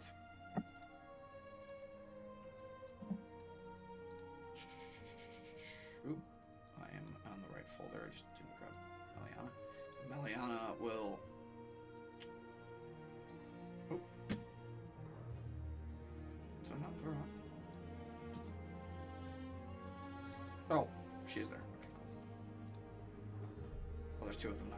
Oh no. And she'll set up the plank. You guys will set yourselves out. Get your camp ready. All your steamed crab or your steamed scorpion prepared as you all get a campfire started. And you can tell in the desert, I mean, it's more toward the night in the desert. And it's actually quite cool. Waverly, you're used to this. Dixon's also used to this. I mean, you guys have traveled in Erementhia a very long time. For Sickle, this is a little bit of an uncomfortable experience for weather for you. Same with Crimpit. You're not used to it getting this cool. Yeah, you do have the winter months in Empyrean, but you are more south Sickle. You never really had to deal with it too much. Growing up. For Russell and Mizore, this is oddly comfortable. Yeah. But you probably know, but you guys have been in more, you specifically, Mizore, have been in more extreme colds. More frigid temperatures. Yeah. Compared to Russell. And as you all sit down, make your fire, get your camp ready.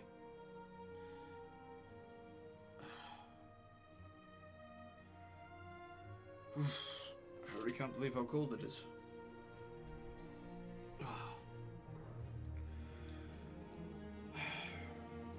You will want to stay warm, folks. Just to make that clear, some nights here in the desert can be terribly cold. Terribly. Is it just me, or is it a bit chillier? On the chillier side tonight. A little bit. Definitely feeling a little of that. Crimpet, where is Crimpet? There's Crimpet. I to put the tokens down. It does feel it does feel almost as cold as back in Isilia. But I know the mornings are gonna be very brutal. It can do a lot of interesting things here when it needs to and when it wants to. It's quite fascinating. You would think you would think that the arid desert would be hot during the night, but it's really freezing cold. Cold during the night, hot during the day. Two extremes, really. Only gets comfortable around more autumny months. It's more comfortable both ways. But tonight's just oddly chilly.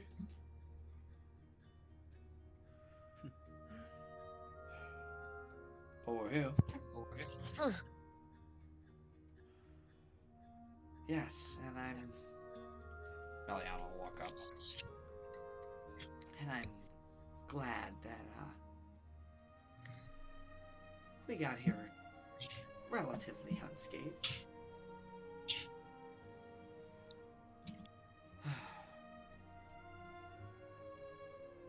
But... as you know, Stark wanted the ship back, so... this is where I have to leave you all.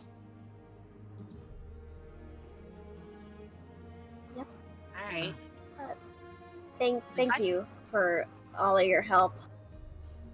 I just realized something. Huh?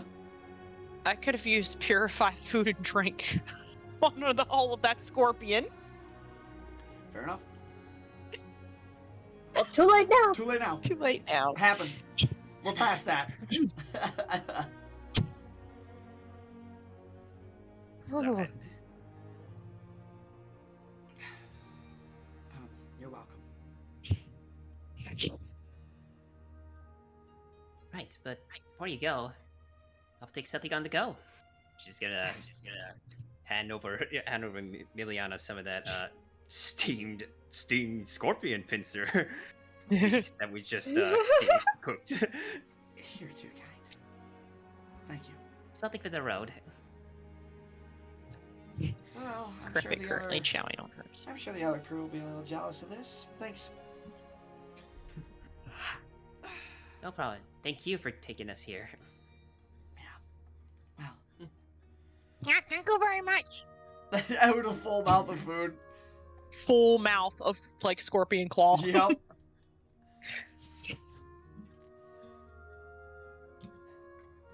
She just kind of nods. Good luck. I don't exactly know why Stark wanted me to take you here. Just said he needed to get some friends into Erementhia for a very important job.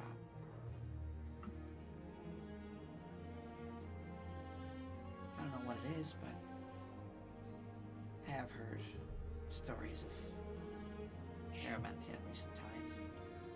And all I can say is stay safe. Look out for each other. Me too. Yeah. Right. Well, I better get out of here before some other people possibly show up. Just in case. She'll Yeah, take that's her smart. steam enough. claw. She'll get back on the airship. Stay safe. Some minutes will go by and Later. you'll hear the humming of the airship engines again. As you all kind of watch the airship take off. And she's gone just like that. Yeah. Well, other than that encounter, that was kind of fun. We still have Yeah. a little ways to go. Oh yeah, that definitely was a fun encounter.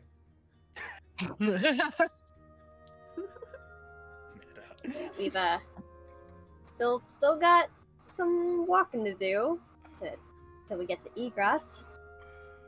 Maybe a day or two. We don't run into Well. anything, of course, on our way there, like we did earlier.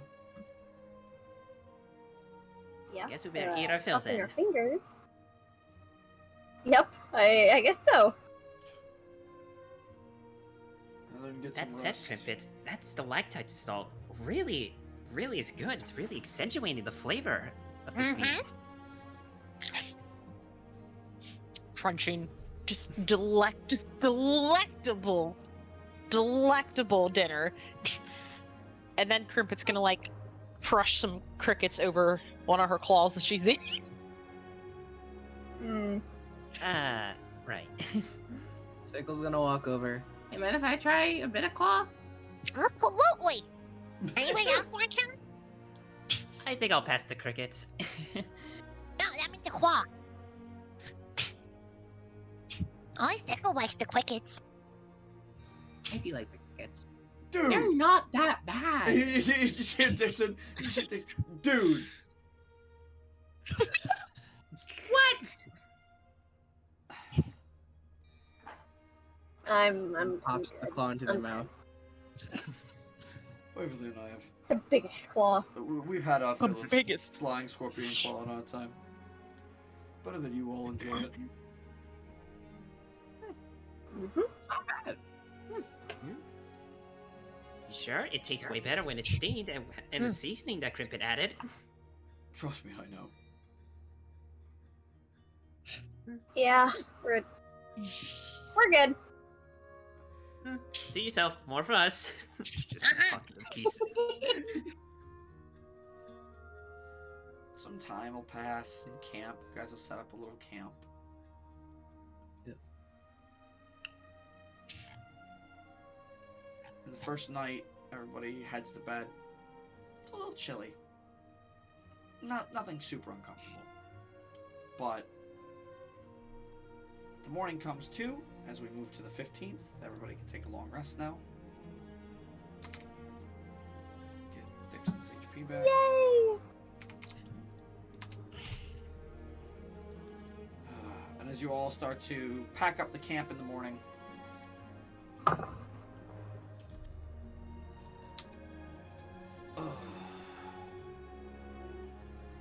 Dixon will wake up first. For once.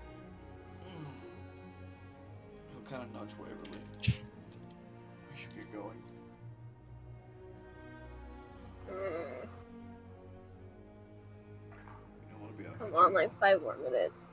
We don't want to be out here. You know we don't want to be out here when it gets too hot. Fine. Not that we have much of a choice.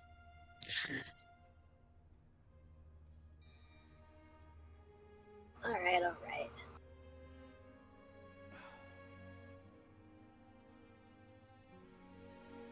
So, you all pack up. You start heading on your way. Battle Axe specifically requested this next scene. I'm glad I found one. I had to modify it, Yes. but I found one. Yes. Wait. Is it the man, the myth, the legend? It's a moving road? Yeah! Oh my god! The fiddle. Yeah! It's here. It'll take a second to It's load. back! It'll take a second to load, but it's there. Yeah! It'll take a second, but it's there. It looks like a highway. Yeah, and well, Oh unfortunately, my this was the only one I could find. Yes, it's animated. There are animated maps. That's great. This was the only one I could find, and I tried to slow it down, but I still feel like it's too fast. I might even what I might do is I might go back and like slow it down myself and re-upload it after. If it's a gift, yeah, you should be able to. Yeah, I should be able to slow it down, but I want to make it smooth. That's the thing. So I might make it like 60 frames and then smooth it out from there. Regardless, as you guys all start on your journey toward Igros, the early morning deserts, you can already start to feel the heat being given off the sand.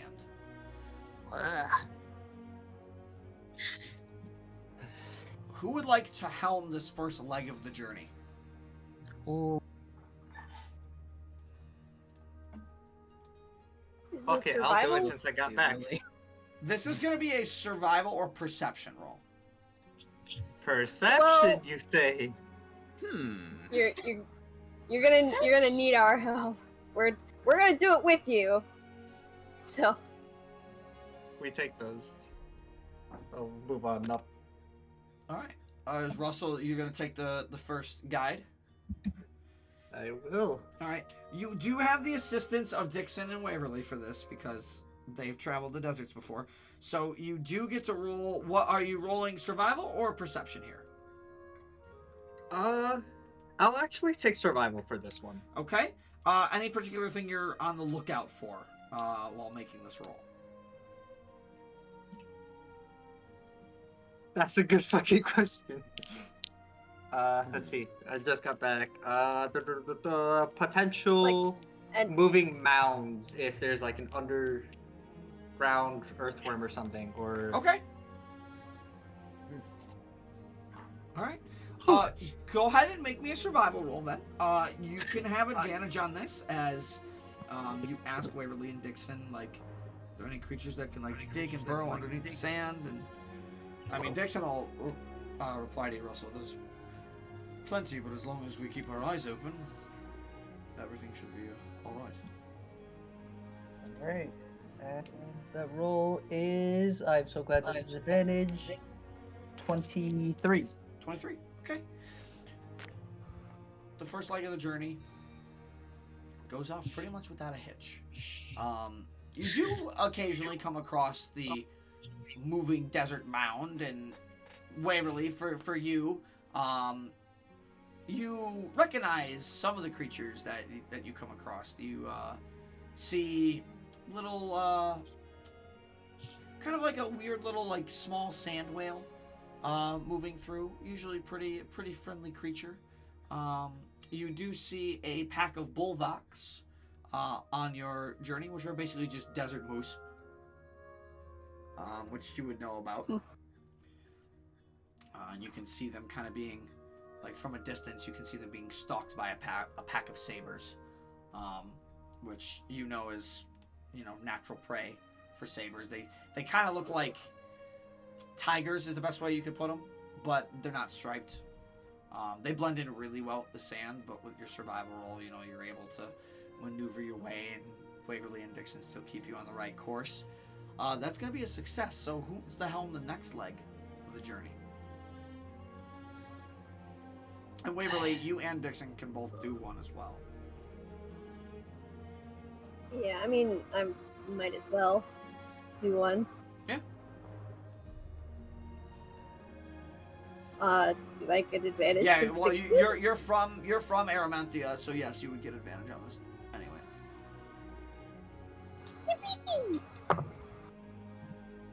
Oh. Okay, survival is a 16. 16. Okay. And shortly after, Russell starts to kind of get lost and tired, you take the helm, Waverly. You and Dixon are used to traveling in the deserts like this, especially for long distances, even without a sand sailor. This is your home. You're comfortable here, and you easily keep them on a solid path, avoiding anything that might seem suspicious. You even take cover in a cave, in a small cave, as a small dust storm starts to kick up in the area around you, and you do find some shelter there. And as you continue your way, about halfway, about 3/4 of the way through the day now, the heat has started to get to a lot of you. From those of you who are not from Erementhia, I would like you all to roll Constitution saving throws, please, and you can also RP this if you want. You can also play this out a little bit with the heat, because it does get to the point in the day where Ashley needs to make one too, right?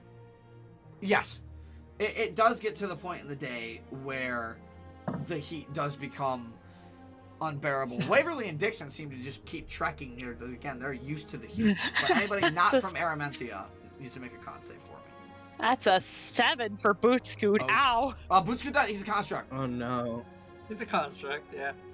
Oh, that doesn't Okay. I guess it technically can't get It exhausted. can't get exhausted. So 12 for so Crimpet. Sickle's feeling fantastic. They got a net 20. Okay. Hey. Is that 14 enough? What'd you roll, Hatter? 12. Okay. All right. And Solano. I rolled a 16. Okay. So Ashen rolled an 11, by the way. okay. Sickle, for whatever reason, for you, the draconic magic that's kind of flowing through you and flowing through your Dragonite powers, you seem oddly, well, you feel oddly less susceptible to the environs. Ashen's a fire dragon, though. Roll that with advantage for Ashen. Dirty 20. Yeah, okay, he's fine.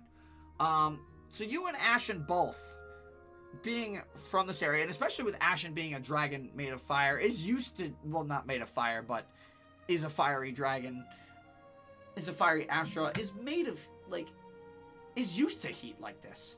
And it's his magic and your connection possibly with him, and that makes you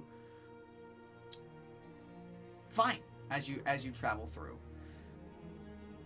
For Russell, it's a struggle at times, keeping up, but you do manage to push through. For Crimpet and Mizore, this heat fucking sucks. And it gets to a point where the group, Dixon kind of turns around, and you all kind of stop for a moment walking the path. I'm not going to pause the map because I can't. But you guys start to fall behind the group a little bit. I would say she's getting tired, even if she's using her hover boots to actually navigate through the sand. Yeah. Crimpet flying. Just, ugh.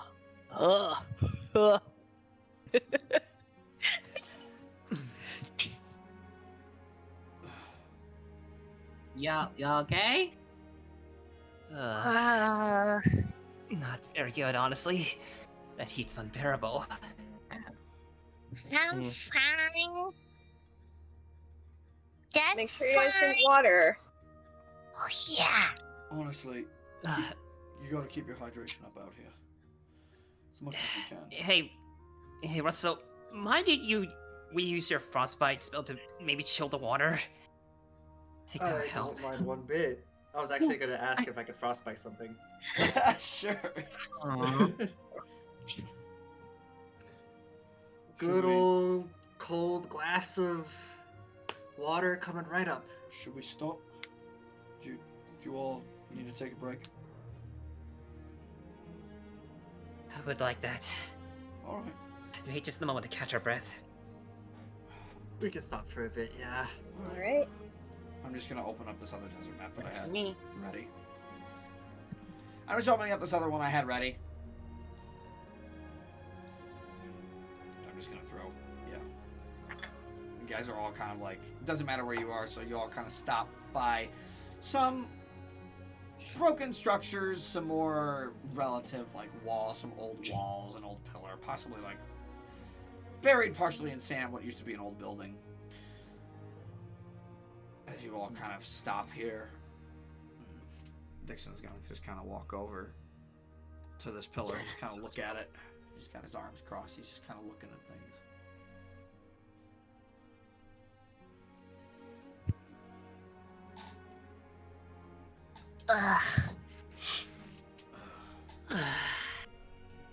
So much better.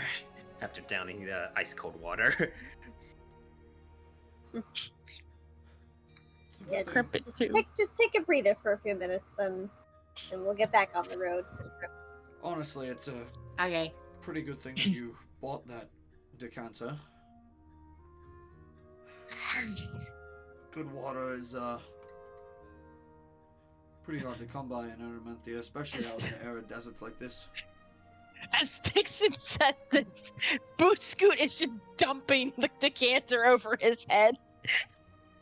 His own head is just Boot Scoot? Boot Scoot.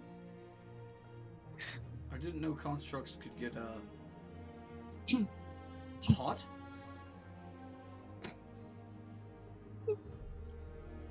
Move Scoot Well, out. they get hot. Go ahead. Sorry. They get hot. I guess I never considered the thought of sentient constructs feeling hot. Move Scoot writing on his pad of paper. Going in game. Gasp. Oh, you're looking at game chat. There he goes. Aww. Oh, That's wanted true. to feel included. Oh, and that makes more sense. But you probably want to be careful with that water and your notepad. Just saying. Dixon's gonna lean over to you wherever. I'm surprised he hasn't short-circuited.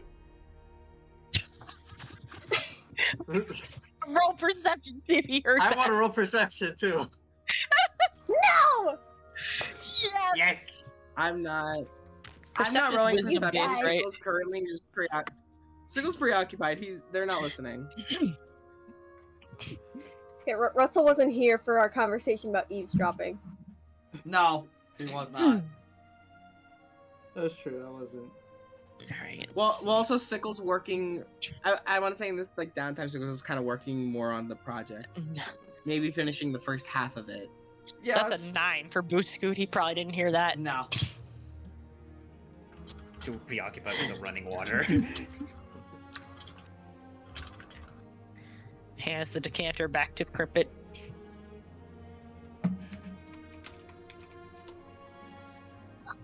Thank you. Well, I don't even think Tunkerton is this hot. We But then again, it's been a while since I've been to Tunkerton. tried to Yeah, tell you. not a lot of places are as hot as Erementhia. Especially during the midday. Honestly, a sandhill would Yep. make this a lot easier, but we have to find one. There's probably one in Egrass, I would imagine. Yeah, probably.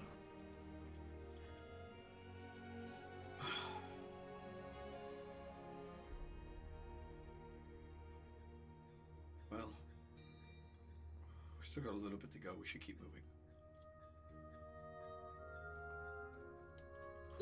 Yeah. Okay. Crimpet, Mizore, you guys good? Ready to get moving? Yeah, I could keep going for a Yeah. moment. Admittedly, Alright, then let's roll out. we're gonna try and I think push it to the night if we can. It'll start cooling down in the evening and you'll feel much better. Promise. Oh yes, please. Just gotta hold out a little longer.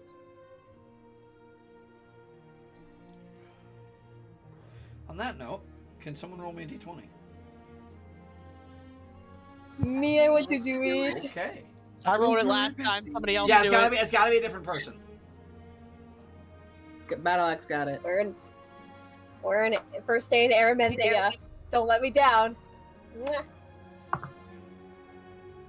That's a 10. Okay. The rest of your day, the rest of your travel is smooth. Besides taking a possible break for the heat, you do find yourselves getting ever closer to Egrass. And once again, setting up Yay. camp for the night.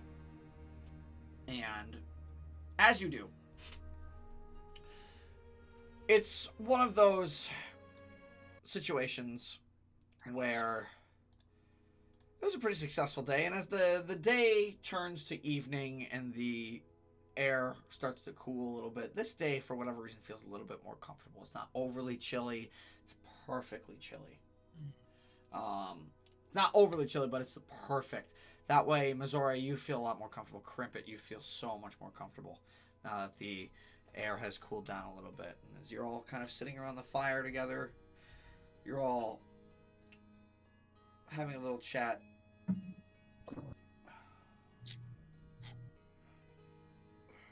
should be close.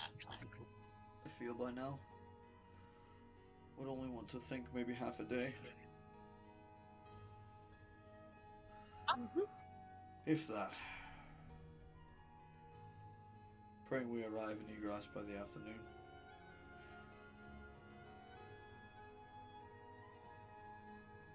Alrighty, that doesn't sound too bad at all.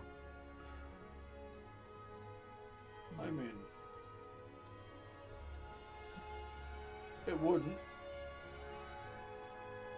But, sure you know that Erementhia has been going through a bit of a drought, yes? Yeah, that is, that's true. And This- unfortunate. Did they start calling it Erementhia?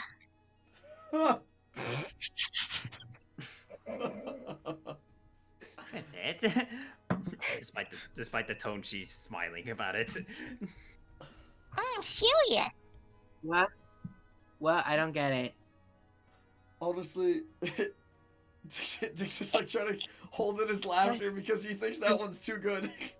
That We gotta give I've you that honestly one. never heard that one before. Wow.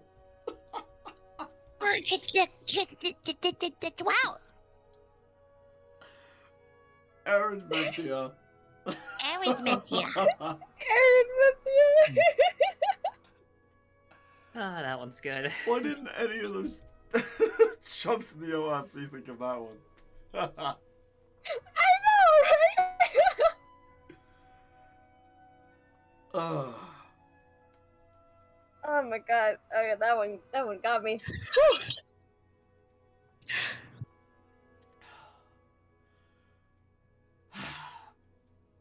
Part of that's partially true, but Waverly would probably know the other half about what's really been going on with her parents' business.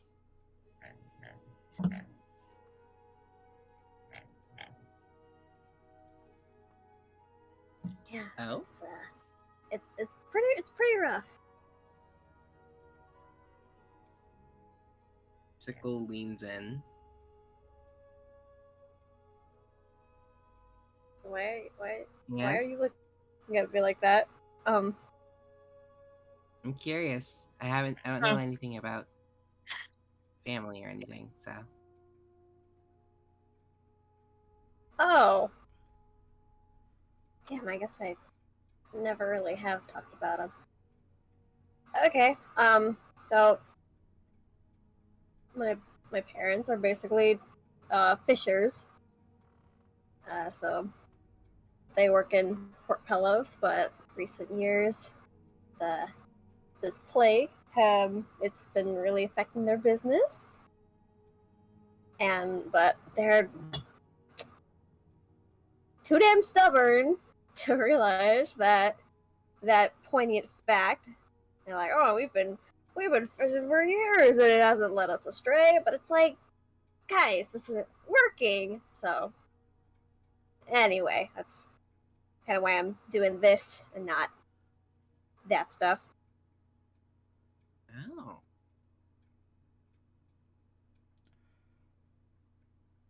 That's long and short of it. Huh. Interesting. Where do you live, by the way? I'm sure you've said it, but I don't remember. Well, I grew up in Port Pelos, but after joining the ORC, I've kind of lived all over the place, you know? Traveling with Oh. this clown. Alright. Clown. She calls you a clown. Alright, little Miss Inventor.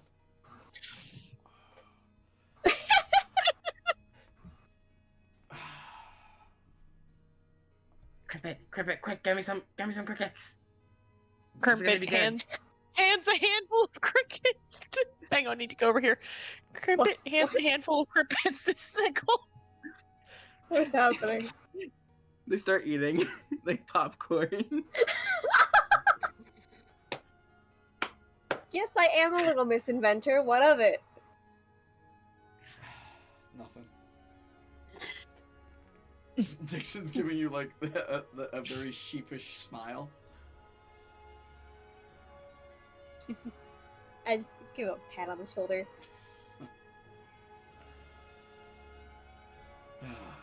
So, yeah, that's. Yeah, I don't know if they're still up to all that back home. They probably are, honestly. I couldn't see them doing anything else.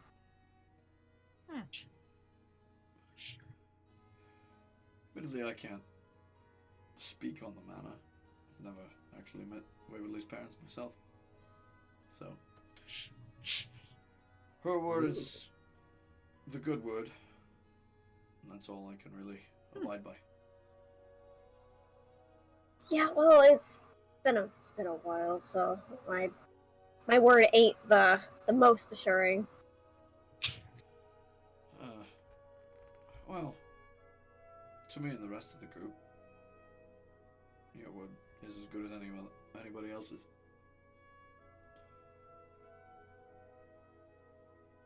Boot Scoot tugs on Dixon's sleeve.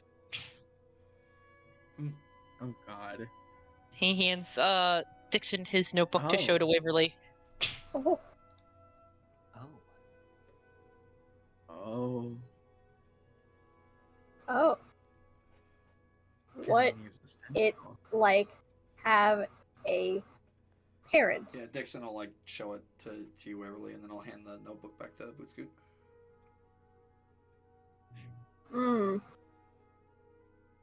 That's kind of a loaded question. It's like when you're small and you don't know nothing about the world, they take care of you,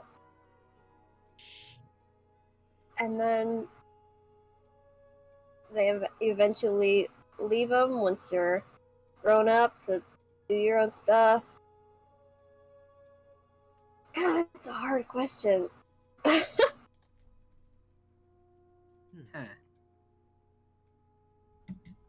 Well, the way I see it, they're the first people who ever teach and raise you. They're the ones who take care of you, raise you, teach you what you need to know about the world. And then, once you get old enough, you get to go out and make your own decisions. But I imagine that's kind of the general gist for most people. But I think everyone else has a different way of seeing their parents. It just really depends on who you're raised by. That it really does. Yeah.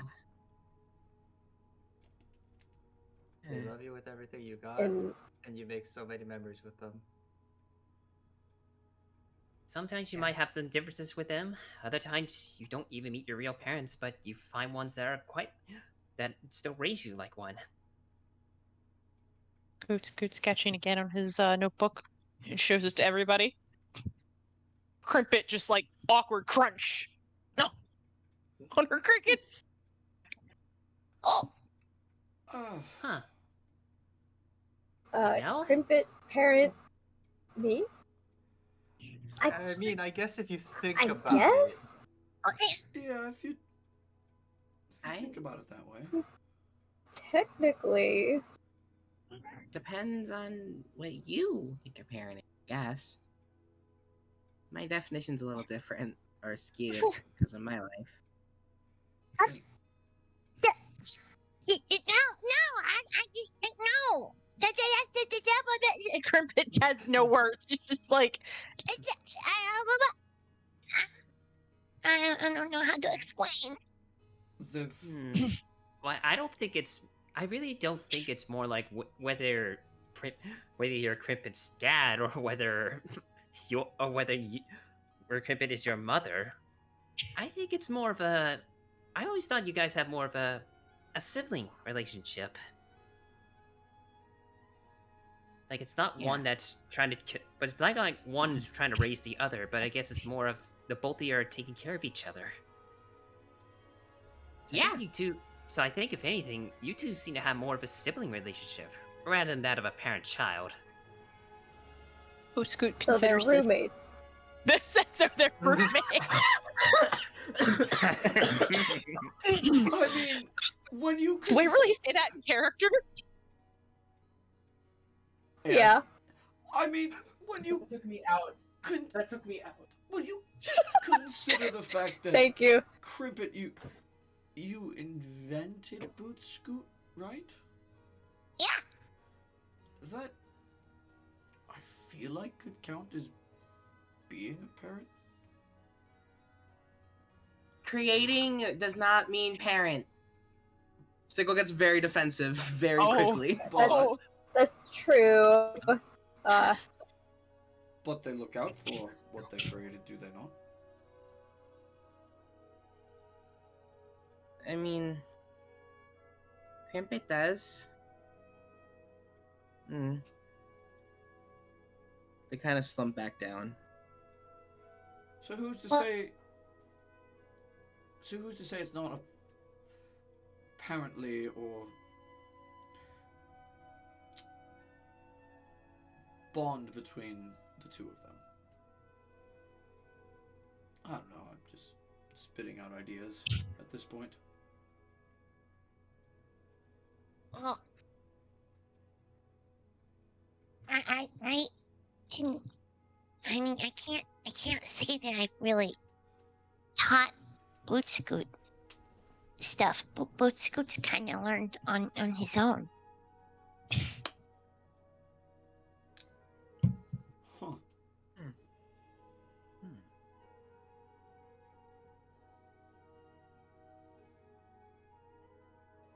Well, I think it really.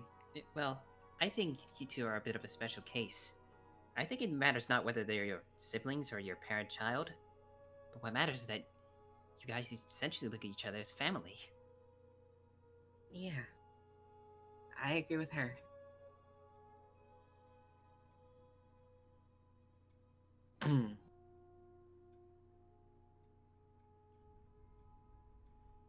I see how- Crimpet becomes Yeah. very quiet at the mention of like family. I see you typing. So I that's why I was think- waiting. And then Boot Scoot sketches again.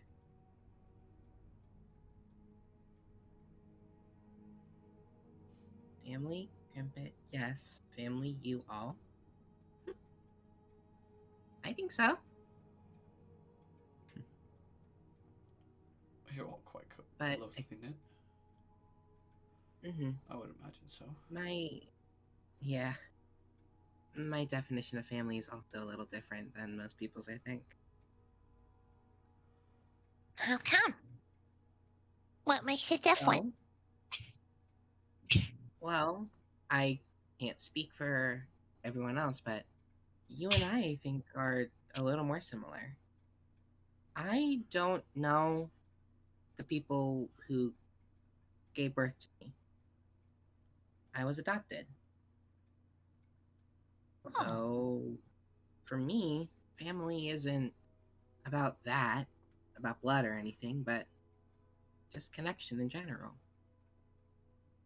Which is why I got so defensive earlier. Sorry for yelling, Dixon. I'm taken.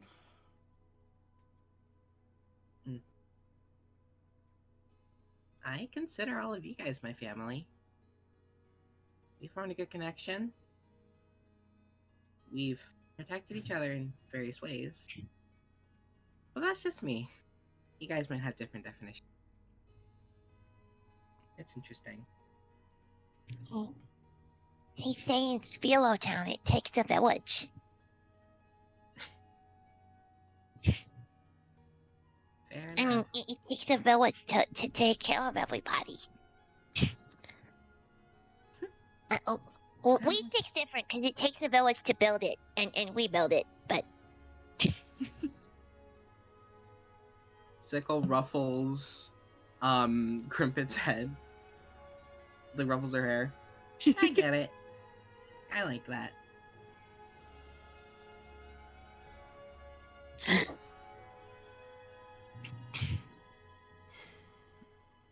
Seems like we all have different definitions of family, but they're all valid.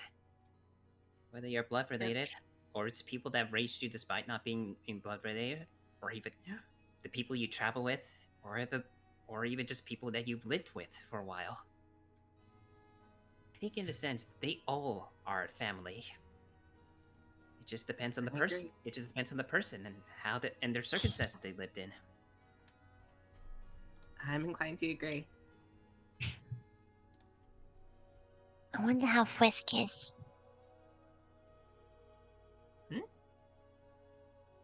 She quietly says that to herself, but I'm sure Sickle would hear that. Yeah. I said I wonder how Frisk is. Who's that?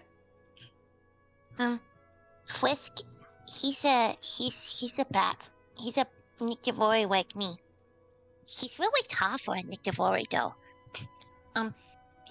When my parents, they died.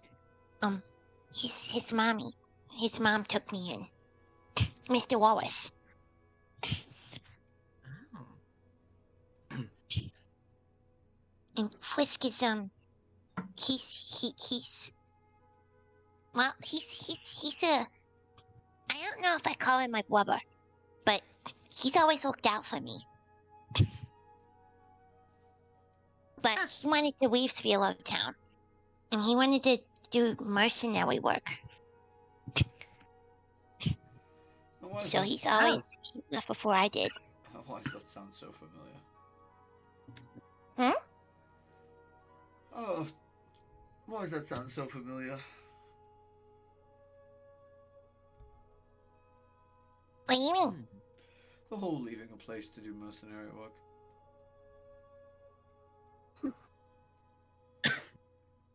Yep. Seems a lot of us have left for different reasons. Maybe just more than mercenary. Just kind of scratches her head.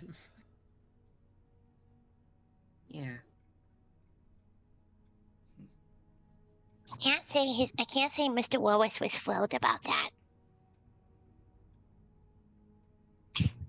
But he was always protective of him. But that's kind of funny considering he was taller than all the other Batfolk. How tall is Dixon? Good question. I have a sheet. 5'9". Dixon. Yeah. He's a little shorter than Dixon. He's like 5 feet. Most average Batfolk only range between like 3 feet and 3.5 feet. Oh, Ah, so he was a really big one. Yeah, he's the only one in Sphealo Town that has red eyes too. That's interesting.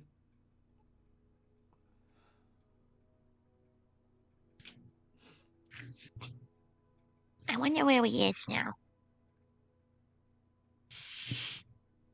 Maybe we'll find him on our journey. I don't know if he left the Feywilds though, but it wouldn't surprise me if he did.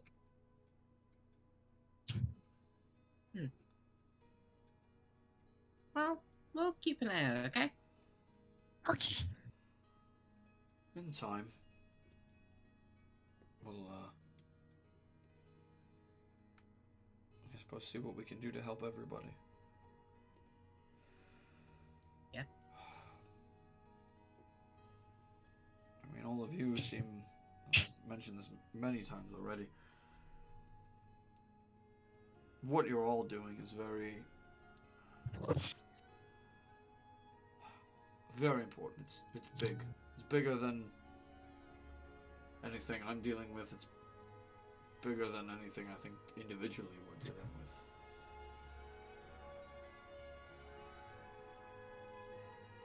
It just surprises me still that you all wanted to take something like this on. Especially you. As Dixon kind of like leans forward and kind of looks at Waverly.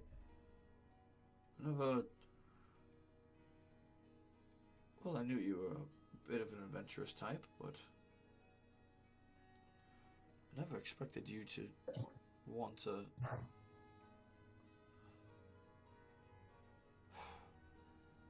partake in a war.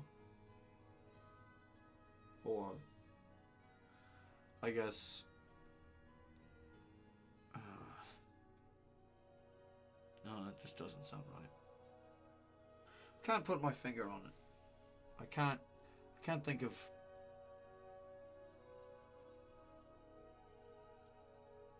I mean, maybe partake in Well. doing what's right.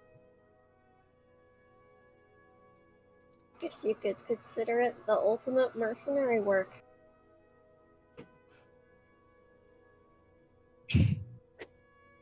Cribbit putting two and two together. Hey, you're my sandwich. Who'd you say that to? Waverly. Okay.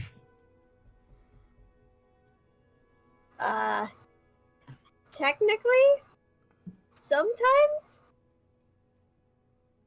I guess. Anybody who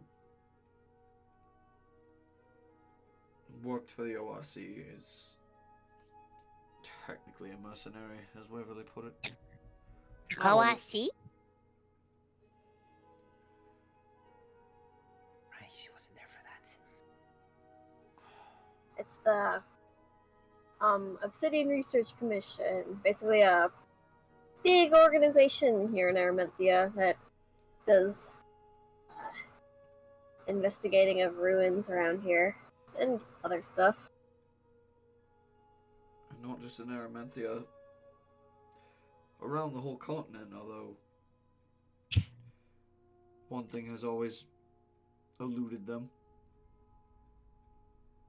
And at this point, you'll notice that Dixon looks immediately down toward Waverly's leg. The prosthetic one. Mm-hmm. Oh. And it left its mark on more than one of us.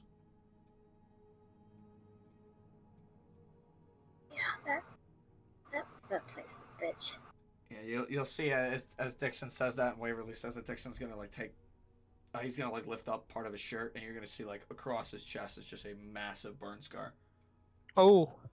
Ooh. Oh.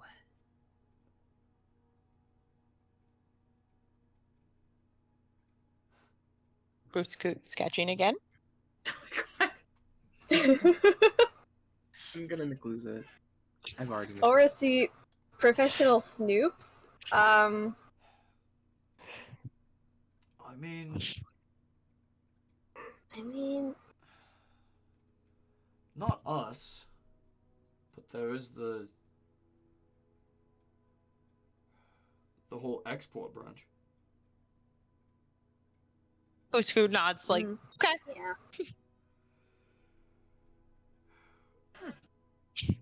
In fact, I'm pretty sure that export branch is still based in Igoras. Oh, yeah.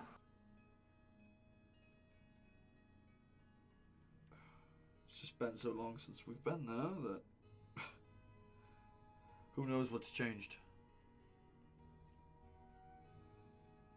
Hopefully not a lot. Yeah. Hopefully not too much.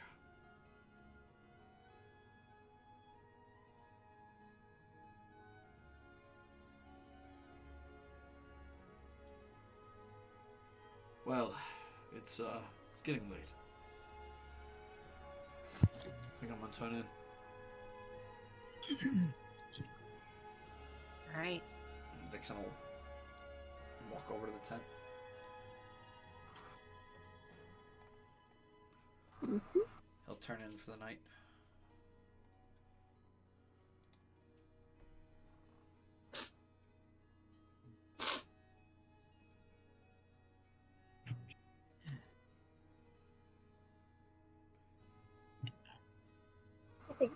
Waverly's just sitting there for a sec, just thinking about all the stuff I've brought up.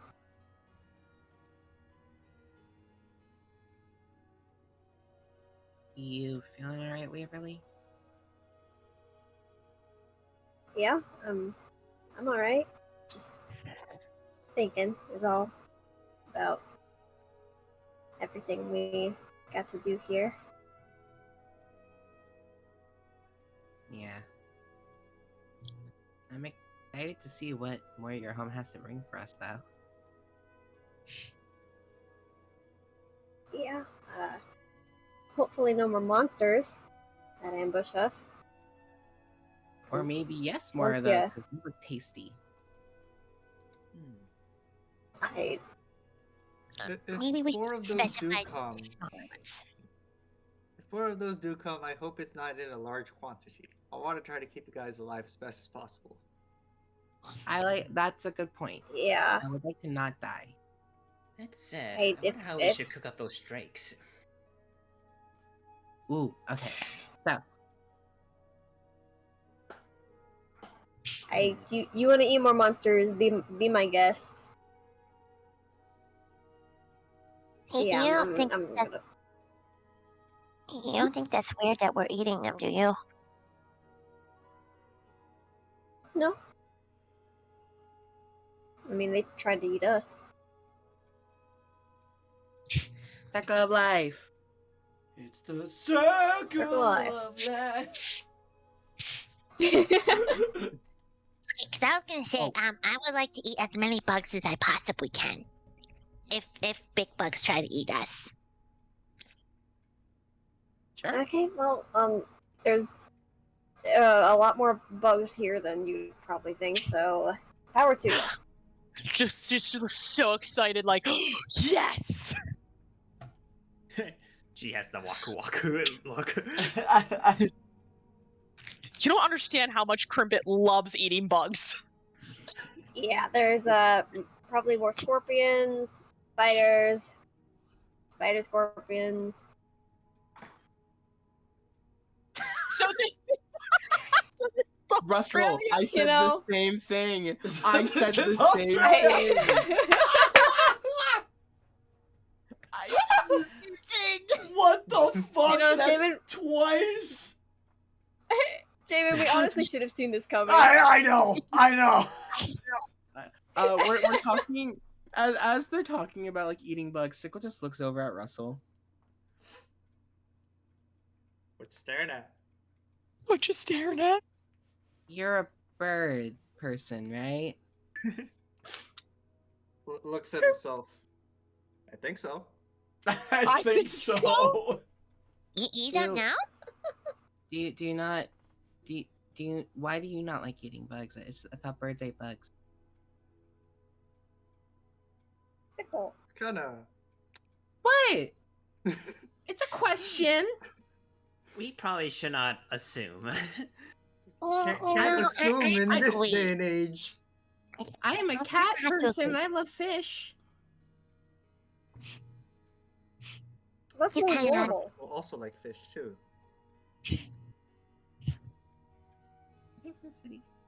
Sickle's saying that to themselves, just trying to think with their very limited animal knowledge.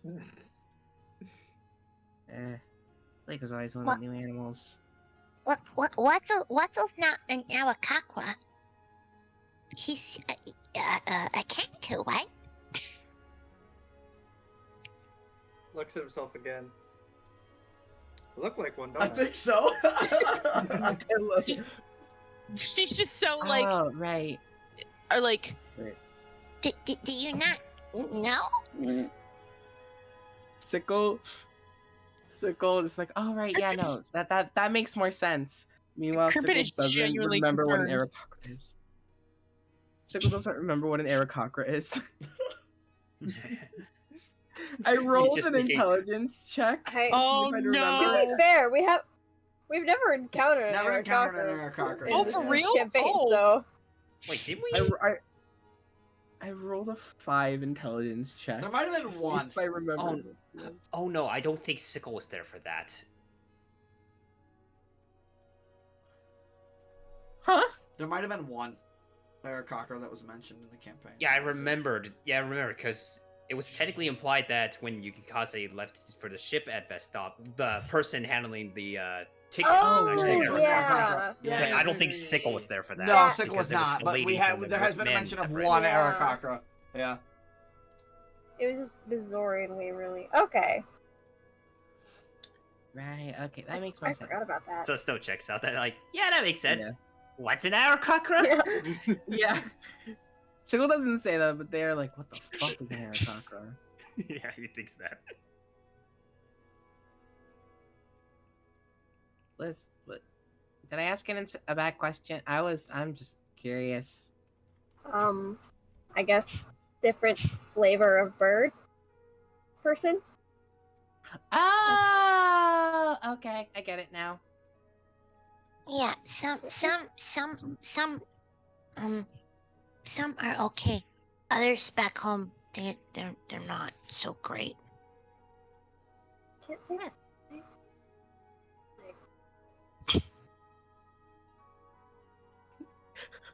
No, I'm not gonna say that and be mean. No, you mentioned it. Now you gotta say it. No. Yeah, say it no, now. No, You no, have to no, say no, it no, no.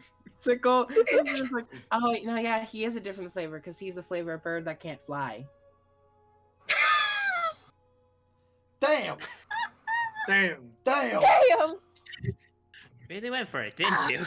Even God is shocked at that one. You know what? Fuck you. Wild shit. I'm turning into a fucking giant eagle. Whoa! Wait, can you do flying creatures now at your level? Yeah. Yes, he can. Yes, he can. Oh I love god, that. I would need to roll insight against that Wild because shit becomes a fucking bird and flies right Oh my around Sickle. god. I can just imagine Russell just saying, "Yeah, Are- well, I'm a bird and I can Wait. fly now." Sickles, Wait, are you? Back. Oh my god. His pupils Wait, dilate runs and they away? try. Sickle's pupils dilate and they try to like swat. how What the How- fuck? He's being a how cat. big is Russell now? It's a large creature. Giant eagle. He's considered a large creature. I believe. Kerpit's eyes widen at this as soon as like Russell transforms and you just hear her go ah! Just goes flying like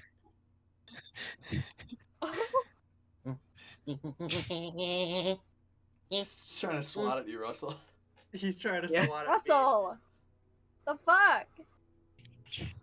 I changed Damn, it so Russell. that I can speak.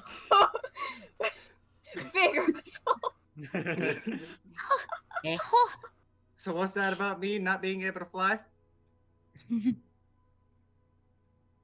made your fucking point. Jesus. Is it gone? Is it gone? That you're good, Crimpet. He's gone. No, I might have scared her. Damn. Sorry, it's not there anymore. Scary giant girl. bird Not creature cool. won't hurt Not cool, you. Russell. In my defense, I had to protect my pride. You know, I'm not gonna say anything. I'm going to bed. Good night. This is too Night. stupid. Good night. Ugh. Gosh, it's the 10. Hey there, you're alright. Comforting Crimpet. oh Scoot hands Russell this piece of paper. I love bitch energy. And he gives you like two firm thumbs down, like bad. Thumbs down. The first thumbs down from Bootscoot. Oh my god. Okay, That's 48 psychic damage. Vicious mockery, 15d6. I know. I was about to say. Vicious mockery. It's like saying Bob Ross couldn't even call you a happy little accident. He could only call you a mistake. Oh, Oh, that hurt. A wow. little joke from earlier, pre-session. Yeah. It's so good. It's so good though. It's, It's so good. It's such a It good is but insult. it hurts. Damn. It's such a That good wasn't insult, directed dude. at me, but ouch. That's why I did splash damage. That's why I did to splash everyone damage else to on everybody the else. game. You've just given me ammunition on what Krimpet's gonna say to Ashcore Yeah, next time he let's does go. Good, I love it when my players hate my characters. Good, good. You're doing something right. The characters you voice. Damn make right. people hate you. Damn right. Ugh. Anyways, Russell, you're cool. They're cool too. Thank you. As a weird, happy family we are, we gotta tolerate each other's shenanigans. They are a little bitch energy. I mean, sometimes with family, you gotta have a little bit of argument here and there. Exactly. Oh yeah. The amount of times I've heard Dad and Papa yelling about the whole detect thoughts thing over and over and over and over again. For context, both of his dads are wizards. Yeah. But Dad loved to bring it up. He'd be like, if we cast detect thoughts, what would we be reading? And Papa's like, I'm trying to do something. And then Dad would keep going. And I would be watching.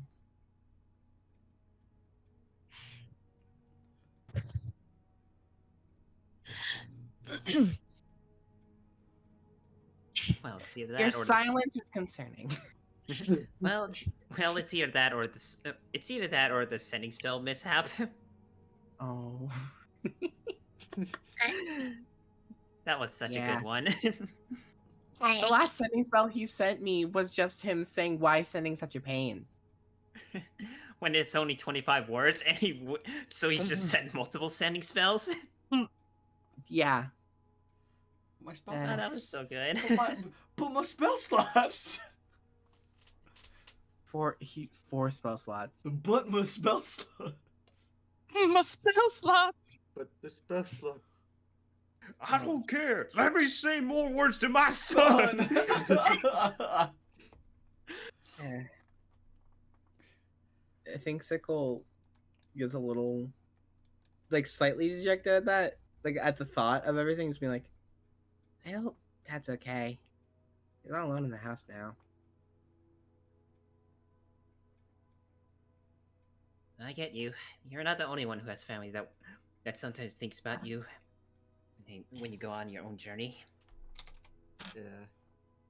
Can't help but stop and worry about them. But you gotta keep going. At least I want to. Yeah, Yeah. we can only hope that they're doing just as fine as we are.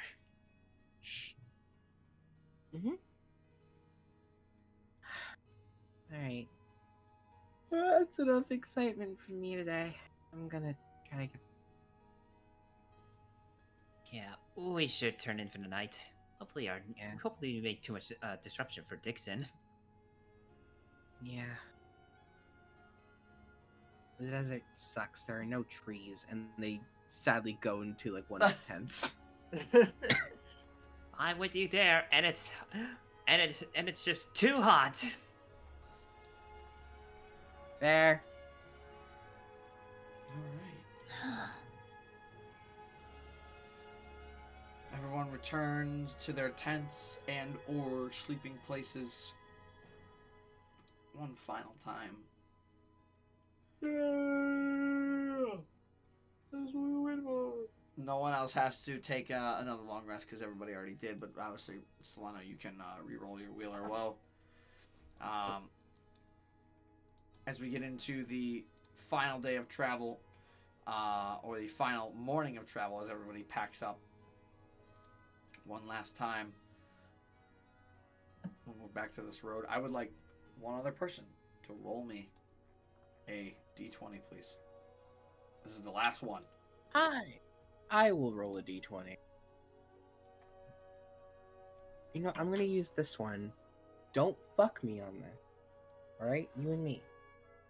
Now you're gonna roll a 7 and should have rolled that one. Nat 20. Let's see what the dice says. Fuck. 6. 6. I was so fucking close. I said One away. Okay. But I mean, this is just an encounter table. Roll d6. Oh fuck me. Oh no. Cool. I'm not gonna finish my exclamation of pain. 3. 3. Okay. What did I do? Okay. Oh god, I fucked us.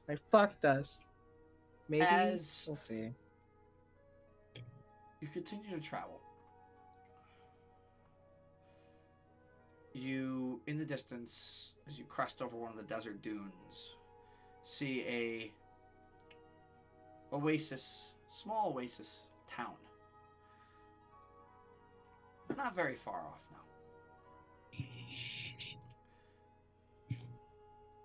That is the town of Igras.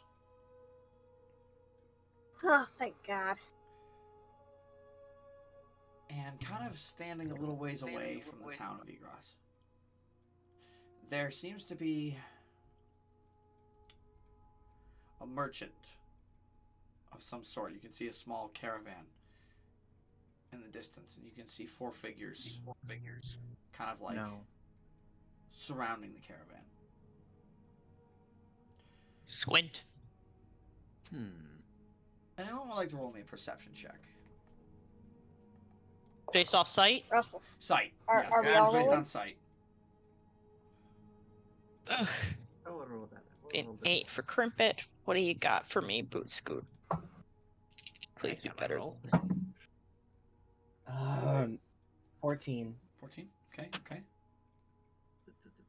That'd be a 23. 10 for Dixon. I mean, not Dixon. I mean, Boot Scoot. I can't. I have Dixon. What do you mean? You can't roll for Dixon? Hi. It's getting late. Natural 20 for Dixon for a 27. 24. I don't trust Ooh. this. Traveler dice, After by the the way. claws being sent, I don't trust this. Wait, Waverly too preoccupied on the city. She rolled a 9. You can see, for anybody who rolled higher than a 17, Nope. there appears to be, Ooh. Dixon did, there is a man, but not a man. In fact, he looks like Russell. What? There is an Kenku? older Kenku gentleman from the distance, currently being harassed by what appears to be some cloaked figures. And we're going to get to that next session. Oh god. Oh Fuck God! Fuck this. That's fair. Oh boy. I shouldn't have rolled.